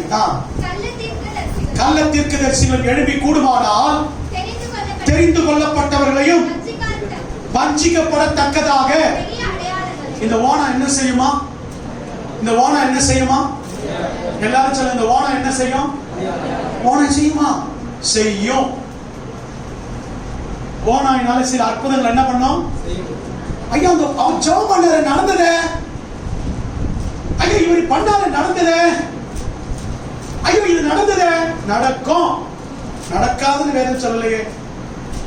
கூடுமானால் எதுக்கு தெரியுமா? தெரிந்து கொள்ளப்பட்டவரை சாத்தான் வஞ்சிக்கும்படிக்கு சில அற்புதங்களை நிகழ்த்தி காண்பிக்கான். அற்புதங்களை அடையாளங்களை வைத்து தேவ வல்லமை என்ன பண்ணாதீங்க, அளவிடாதீங்க. மரித்த லாசரு உயிரோடு அடைந்தான், வந்தானா இல்லையா? மரித்தவன் உயிரோடு எழுந்தானா இல்லையா? தங்கச்சி, மரித்தவன் உயிரோடு எழுந்தானா இல்லையா? மகன் செத்தானா இல்லையா? மகன் செத்து போனானா இல்லையா? அவன் காலகாலமா இன்னைக்கு வரைக்கும் உயிரோட இருக்கான். இயேசு எழுப்பிட்டாங்கிறதுக்காக, இயேசு எழுப்பினாங்கிறதுக்காக இன்னைக்கு வரைக்கும் உயிரோட இருக்கானா? ஆமா, மரணம் சகஜம் தான், செத்து தான் ஆகணும். அற்புத அடையாளங்களை கண்டு நம்ம ஏமாந்து போயிடக்கூடாது. சில ஓனாய் அற்புத அடையாளங்களை செய்யும். உன் தலைவலி குணமாயிட்டு, கால்வலி வயிற்று வலி போயிட்டு உடனே நம்ம என்ன பண்ணிடக்கூடாது? நான் சொல்லுங்க, நான் சொல்ல. யார் சொல்றது? யார் சொல்றது? யார் பேசிக்கிட்டு இருக்கிறது? இயேசு தன்னுடைய சீஷருக்கு சொல்றாரு. மத்தேயு 24 முழுவதும் மறுபடியும் அந்த வசனத்தை வாசிங்க. ஏனெனில் கள்ள தீர்க்கதரிசிகளும் கள்ள கிறிஸ்துக்களும் கள்ள தீர்க்கதரிசிகளும் எழும்பி கூடுமானால் தெரிந்து கொள்ளப்பட்டவர்களை வஞ்சிக்கத்தக்கதாக. ரொம்ப ஜாக்கிரதை. ஓனா என்ன செய்யும்? ஓனா என்ன செய்யும்? அது பீறி போடுறது மாத்திரம் இல்ல, கொல்றது மாத்திரம் இல்ல. கொல்றதுக்கு முன்னாடி என்ன செய்யும்? சில ஜாலங்கள் செய்யும். ஜாலங்களை நம்பி என்ன பண்ணிடக்கூடாது? ஏமாந்து போகணும். ஓனா. மூன்றாவது மிருகம். டைம் முடிஞ்சு போச்சு. 5 நிமிஷத்துல மூணாவது மிருகத்தை சொல்லி முடிச்சிடறேன். அப்போஸ்தலர் 28:3. அப்போஸ்தலர் நடவடிக்கைகள் 28ஆம் அதிகாரம் 3ஆம் வசனம். அப்போஸ்தலர் நடவடிக்கைகள் 28:3. ஒண்ணுமே புரியல. பவுல் சில விறகுகளை வாரி அந்த நெருப்பின் மேல் போடுகையில் ஒரு விரியன் பாம்பு அனல் உரைத்து புறப்பட்டு அவருடைய கையை கவ்விக்கொண்டது. என்ன வந்துதான்? மூணாவது என்ன மிருகம்? சத்தமா சொல்லுங்க. மூணாவது என்ன மிருகம்? சிங்கம். உன் அந்தரங்கத்தை மறைவிடத்தை தாக்கும். ஓநாய் உன் ஆவிக்குரிய வாழ்க்கையை தாக்கும். இந்த விரியன் பாம்பு இருக்கு பாருங்க, இது எங்க தாக்கும் தெரியுமா? ஊழியத்தை தாக்கும். எதை தாக்கும்? ஏன் இங்க அப்போஸ்தலன் பவுல் எங்க போயிட்டு இருக்காரு? அப்போஸ்தலன் பவுல் எங்க போறாரு? அகிரிப்பா ராஜாவுக்காக நிற்கும்படிக்கு ஆண்டவர் கொண்டு போயிட்டு இருக்காரு. யாருக்கு சுவிசேஷம் அறிவிக்க? அகிரிப்பா ராஜாவுக்கு முன்பாக நின்று சுவிசேஷம் அறிவிப்பதற்காக தேவனாகிய கர்த்தர் இயேசு ஆண்டவர் இந்த பவுலை எங்க கொண்டு போயிட்டு இருக்காரு? ரோமா வரைக்கும் கொண்டு போயிட்டு இருக்காரு. இது நடுவுல தான் இந்த சம்பவம் நடக்குது. என்ன நடக்குது? புயல் காற்று வந்தது, படகை சேதப்படுத்திடுது, கரையில போய் விழுந்தாங்க, ஒரு தீவுல விழுந்தாங்க. எப்பா தப்பிச்சுட்டா சாமி நினைக்கிற நேரத்துல எது வந்து கிடைச்சது? ஆமா, சிங்கத்தின் கைக்கு தப்பனுக்கு முதல்ல வரும், முதல்ல வாய்க்கு தப்பனுக்கு எது வரும்? பாம்பு வரும் கடைசியா. இந்த பாம்பினுடைய வேலை என்ன தெரியுமா? நீ எதில் வளரக்கூடாது, எங்க வந்துடக்கூடாது, எதை செய்யும்படி வந்துடக்கூடாது? நீ ஊழியம் செய்து விடாதபடிக்கு உன் சரீரத்துல, உன் குடும்பத்துல ஏதாவது பிரச்சனை கொண்டு வருவான் இந்த துஷ்டம் இருக்கும். உனக்கு ஆசையா இருக்கும் ஊழியம் செய்ய, ஊழியம் செய்ய ஆசையா இருக்கும், வாஞ்சியா இருக்கும், ஆனா விட மாட்டான். சபையில வந்து ஊழியம் செய்ய ஆசையா இருக்கும், ஐயோ நான் இந்த ஊழியம் செய்யணுமே ஆசைப்படுவேன். ஆனா சர்பத்தை போல வந்து என்ன செய்ய விட மாட்டான்? என்ன செய்ய விட மாட்டான்? சத்தமா சொல்லுங்க, என்ன செய்ய விட மாட்டான்? ஊழியம் செய்ய விட மாட்டான் இந்த பிசாசு. ஆனா கர்த்தர் நமக்கு என்ன சொல்லியிருக்கா தெரியுமா? சோர்ந்து போகாதீங்க, சர்ப்பத்தையும் தேள்களையும் எடுப்பதற்கு அதிகாரத்தினுடைய கர்த்தர். அல்லேலூயா. என்ன சர்ப்பம் வந்தாலும் சரி, ஊழியத்தை கெடுக்கும்படிக்கு வரும். உன் மேல ஊழியம் இருக்குன்னு, அபிஷேகம் இருக்குன்னு உன் மேல ஆண்டவர் அச்சாரத்தை போட்டான்னு அழிலும். எல்லாரையும் விட்டுருவான் சாத்தான். நீங்க பாடுறீங்களா, நீங்க கர்த்தருடைய நாமத்தை மகிமைப்படுத்துறீங்களா, யார் பக்கமா திரும்பிடுவான்? எல்லாரையும் விட்டு உங்க பக்கமா திரும்பிடுவான். இவனை எப்ப தாக்கலாம், இவனை எப்ப கீழே விழ வைக்கலாம், இவனை எப்ப அந்த இடத்துல இருந்து தூக்கி போடலாம். ரொம்ப ஜாக்கிரதை.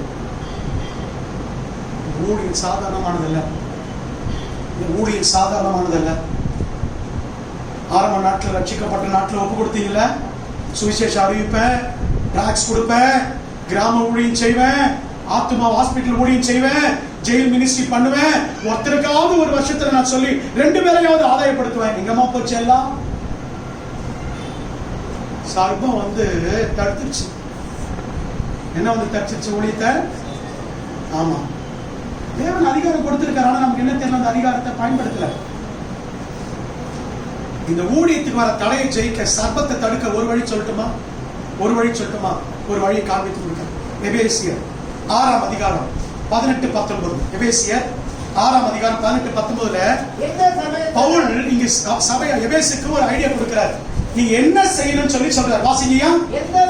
எந்த சமயத்திலையும் சகல விதமான வேண்டுதலோடும் விண்ணப்பத்தோடும் ஆவியிலே ஜெபம் பண்ணி அதன் பொருட்டு. ஜெபமோ மாத்திரம் இல்ல, நீங்க ஜெபிக்கிற அதே நேரத்தில் என்ன இருக்கு, எப்படி இருக்கணும்? மன உறுதியோடு இருக்கணும். நிறைய பேருக்கு ஜெபம் இருக்கு, ஆனா என்ன கிடையாது? மன உறுதி இல்லாம ஜெபிக்கிறதுல ஒரு பிரயோஜனம் கிடையாது. மன உறுதி இருக்கு, ஜெபம் இல்ல, அதுலயும் ஒரு பிரயோஜனம் கிடையாது. ஆண்டவருக்காக நிற்கணும்ன்ற மன உறுதியோடு கூட ஜெபம் பண்ணணும். நான் வீட்டுல உட்காந்து ஜெபம் பண்ணிட்டு கர்த்தர் ஊழியத்தை பார்த்துக் கொள்வாங்க இல்ல, மன உறுதி வேணும்.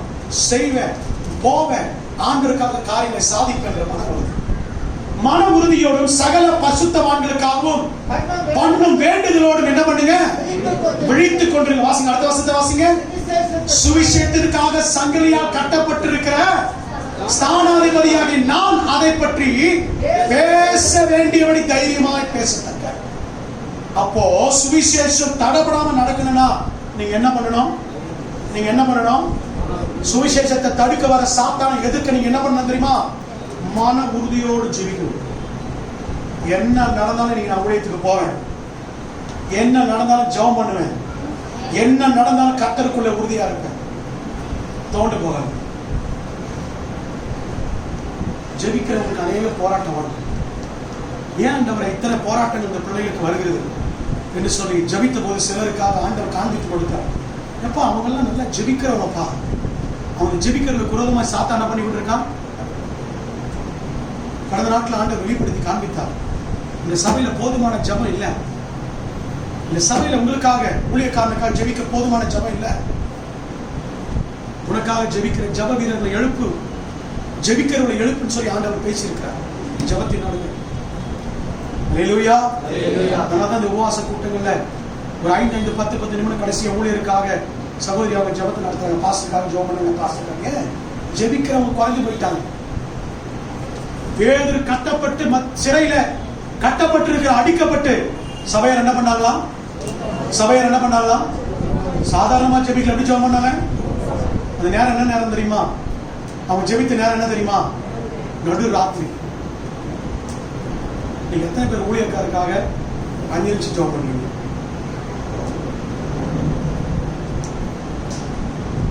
ஆர்மியா கேட்டுக்கொள்றேன், எனக்காக அதிகமா ஜெபம் பண்ணுங்க. அல்லேலூயா. மெய்ப்பனை வெட்டுவேன், மந்தைகள் சிதறடிக்கப்படும். சாத்தான் மெய்ப்பன் மேல குறியா இருப்பான். மெய்ப்பன் மேல மாத்திரம் தான் குறியா இருப்பான் சாத்தான். இந்த மெய்ப்பனை விட தள்ளிட்டாங்க இருக்கிற ஆடு போயிடும். அது சாத்தானுக்கு நல்லா தெரியும். அதனால மெய்ப்பனுக்காக அதிகமா என்ன பண்ணுங்க? பாரத்தோட ஒரு சொட்டு கண்ணீருக்காக ஜெபம் பண்ணுங்க. எனக்கு நீங்க கொடுக்கிற மிகப்பெரிய சொத்து, எனக்கு நீங்க கொடுக்கிற மிகப்பெரிய பரிசு அதுதான். என்னை தாங்குகிற காரியம் அதுதான். ஒரு சொட்டு கண்ணீராவது உங்க மேய்ப்பனுக்காக வெடிச்சு. பவுல் சொல்றான், நான் சங்கிலியால கட்டப்பட்டிருக்கிறேன், ஆனா நான் பேசத்தக்க விதமா பேசத்தக்க நீங்க என்ன பண்ணுங்க? அந்த இடத்துல உட்கார்ந்து மன உறுதியோட என்ன பண்ணுங்க? ஜெபிங்க. அப்பதான் சாத்தான் சர்பத்தை போல வர சாத்தான் கட்டப்படுவான். கொலோசியர் 4:3, 2 தெசலோனிக்கேயர் 3ஆம் அதிகாரம் 1ஆம் வசனம். நேரம் முடிஞ்சிருச்சு. இந்த 2 வசனங்களை வீட்டுக்கு சென்று வாசிச்சு பாருங்க. இந்த 2 வசனத்துல பவுல் சொல்றான், சபையார் ஜெபிங்க, சபையார் ஜெபிங்க. பேச வேண்டிய விதமாய் பேச, ஊழியத்தை செய்யத்தக்க விதமாய் செய்வதற்கு ஜெபிங்க என்று சொல்லுங்க. அல்லேலூயா. நமக்கு 3 மிருகத்தோட போராட்டம் உண்டு. என்ன மிருகம் சொல்லுங்க? அப்படி சொல்லக்கூடாது. மறைவிடத்திலே தாக்கும் சிங்கம். எங்க தாக்கம் வந்து தனியா இருக்க மொத்தம் தாக்கம். தனியா இருக்க மொத்தம் வந்து பேசும். நீலாம் இதுக்கு வாழ்ற, ஒரு முழம் கயிறு போதும், போட்டுட்டு போ. சிங்கம் தனியா தான் வந்து பேசும். ஒரு சின்ன பாட்டில் விஷம் போதும், நீ வாழ்ந்து என்னத்தை கண்ட, போ. லாரியும் காரும் போயிட்டு இருக்குது, போ விடு. தனிமையில வருவான். தனிமையில வந்து தாக்கும் சிங்கம். ஆவிக்குரிய வாழ்க்கை தாக்கும் ஓனாய். இதுக்கு விசுவாசிகள் விதிவிலக்கல்ல, ஊழியக்காரன விதிவிலக்கல்ல. எச்சரிக்கையோட இருக்கும். 3வது, ஊழியத்தை தாக்கும் விரியன் பாம்பு. இதுக்கு ஒரே ஒரு வழிதான். மன உறுதியோடு என்ன பண்ணோம்? கண்களை மூடுமா? எல்லாரும் கண்களை மூடும். நான் எபேசுவிலே துஷ்ட மிருகங்களோடு போராடினேன். 2 தீமோத்தேயு 4:7 சொல்றான், நல்ல போராட்டத்தை போராடி முடித்தேன். பவுலை போல சொல்ல முடியுமா? பவுலை போல ஒரு நாள் சொல்ல முடியுமா?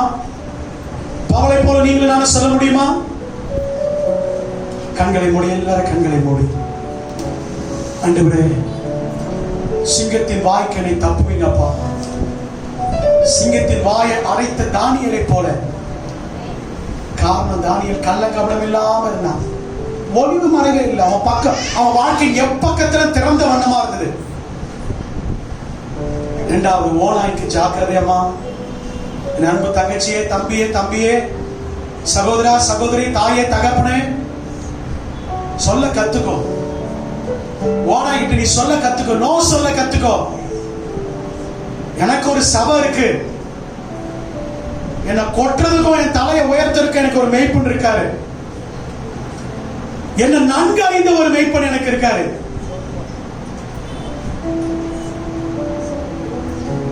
இந்த கடிந்து கொள்வதில் விருப்பம் மனதில்லாத அநேக ஆடுகள் தான் போய் ஓனாய் பாதத்தில் விழுந்துரும். கடிந்து கொள்வதில் விரும்பாத மனமுள்ள ஆடுகள் என் பாவத்தை கண்டித்து வளர்த்துறாரு. நான் செய்த தப்ப கண்டித்து வளர்த்துறாரு. அதனால நான் ஓனாய் கிட்ட போறேன்னு சில ஆடு ஓடிடும், தெரியாமலே போயிடும். ஓனாய் தெரியாமலே போயிடும்.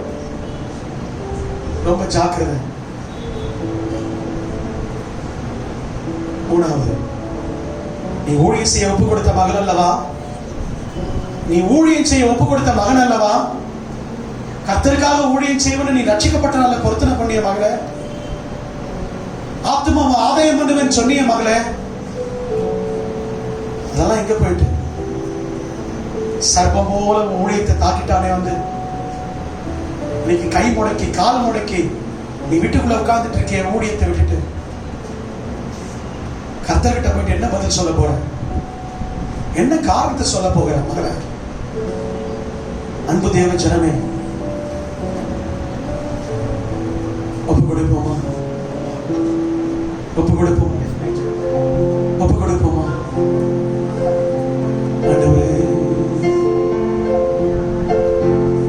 எத்தனைதான் இடர்கள் வந்தாலும் விசுவாசத்திலே நிலைத்திருப்பேன்.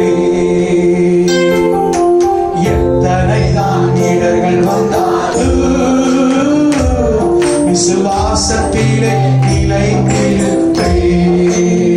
இயேசு ராஜாவின் இந்த வேலைக்காக மகிழ்ச்சியுடன் நான் ஓடுகிறேன்.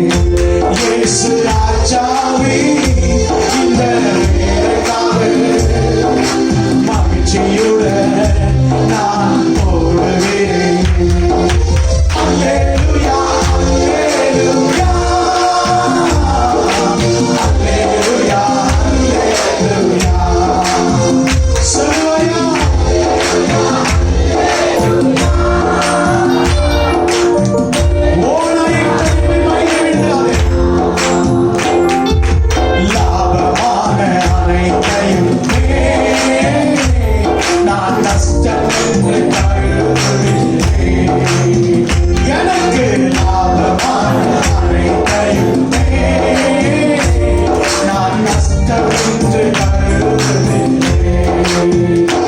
இயேசு ராஜாவே இந்த வேலைக்காக சொல்லுங்க இந்த வேலைக்காக மகிழ்ச்சியுடன் நான் ஓடுகிறேன் மகிழ்ச்சியுடன் நான் ஓடுகிறேன் அல்லேலூயா அல்லேலூயா அல்லேலூயா அல்லேலூயா வெற்றிக்கிற சிங்கமோடு நல்லவர்களை காப்பவர்கள் சாவார்கள். வலிமை நிறைந்த வாழ்க்கை வாழ்வாயா அல்லேலூயா அல்லேலூயா அல்லேலூயா அல்லேலூயா பரம அழைப்பின் தந்தையவருக்காய் நான் கற்கை நோக்கி ஓடு. மகளே, நீ அழைக்கப்பட்டது உன்னதமான அழைப்பு. என் சகோதரா, நீ பூமிக்குரியவர்கள் அல்ல, மேலானவை தேடுவாயா? சொல்லுங்க பார்க்கலாம். ஓடுகிறேன், நான் ஓடுகிறேன், என் இயேசுவுக்காய் நான் ஓடு. ஒரு விசைக்குள்ள ஓடுகிறேன், இயேசுவா, உம்முடைய பாதையிலே நான் விட்டுவிடாதபடிக்கு ஓடுகிறேன். ஒரு விசைக்குள்ள ஓடுகிறேன், நான் ஓடுகிறேன். எதுவும் என்னை தடை செய்ய முடியாது. எந்த சிங்கமோ, எந்த ஓநாயோ, எந்த விரிய பாவோ என் ஓட்டத்தை தடை செய்ய முடியாது. Glory to God.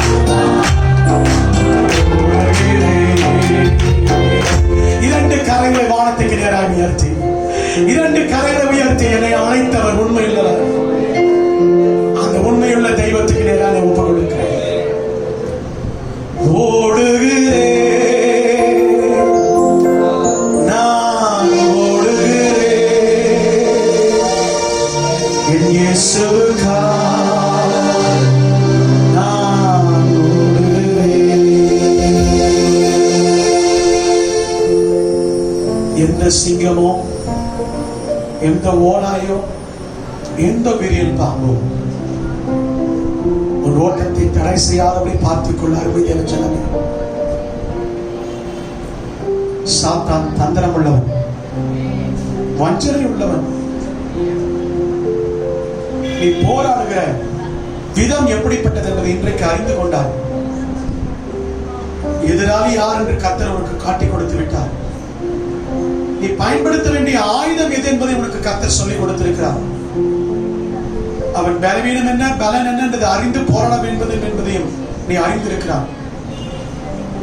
இன்றைக்கு எந்த விதத்தில் நீ போராட போகிறாய், அவன் எந்த விதத்தெல்லாம் உன்னை போராடும்படி உன்னை எதிர்த்து வருகிறான் என்று சொல்லி ஆண்டவர் தெல்ல தெளிவாக தன்னுடைய வார்த்தை மூலம் இடைவிட்டிருக்கிறார்.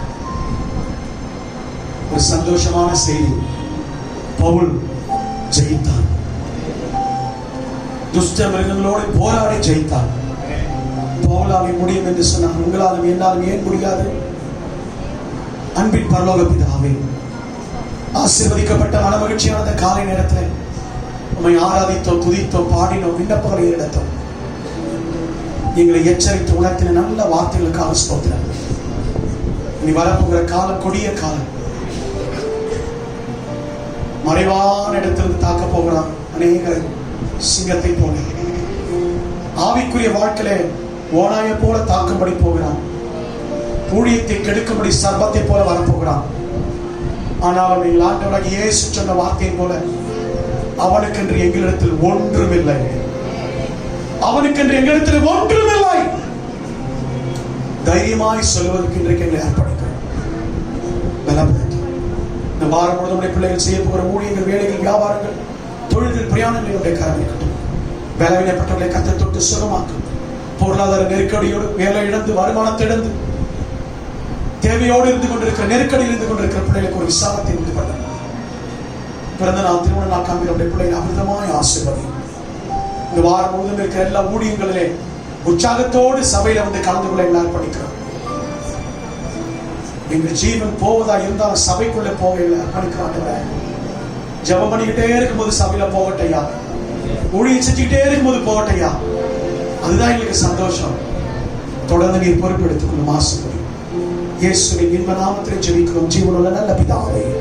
சேர்ந்து சொல்லுவோம், என் ஆத்துமாவே கர்த்தரை ஸ்தோத்திரி, என் முழுவதுடைய பரிசுத்த நாமத்தை ஸ்தோத்திரி, என் ஆத்துமாவே கர்த்தரை ஸ்தோத்திரி. கர்த்தர் செய்த சகல உபகாரங்களை மறவாதே.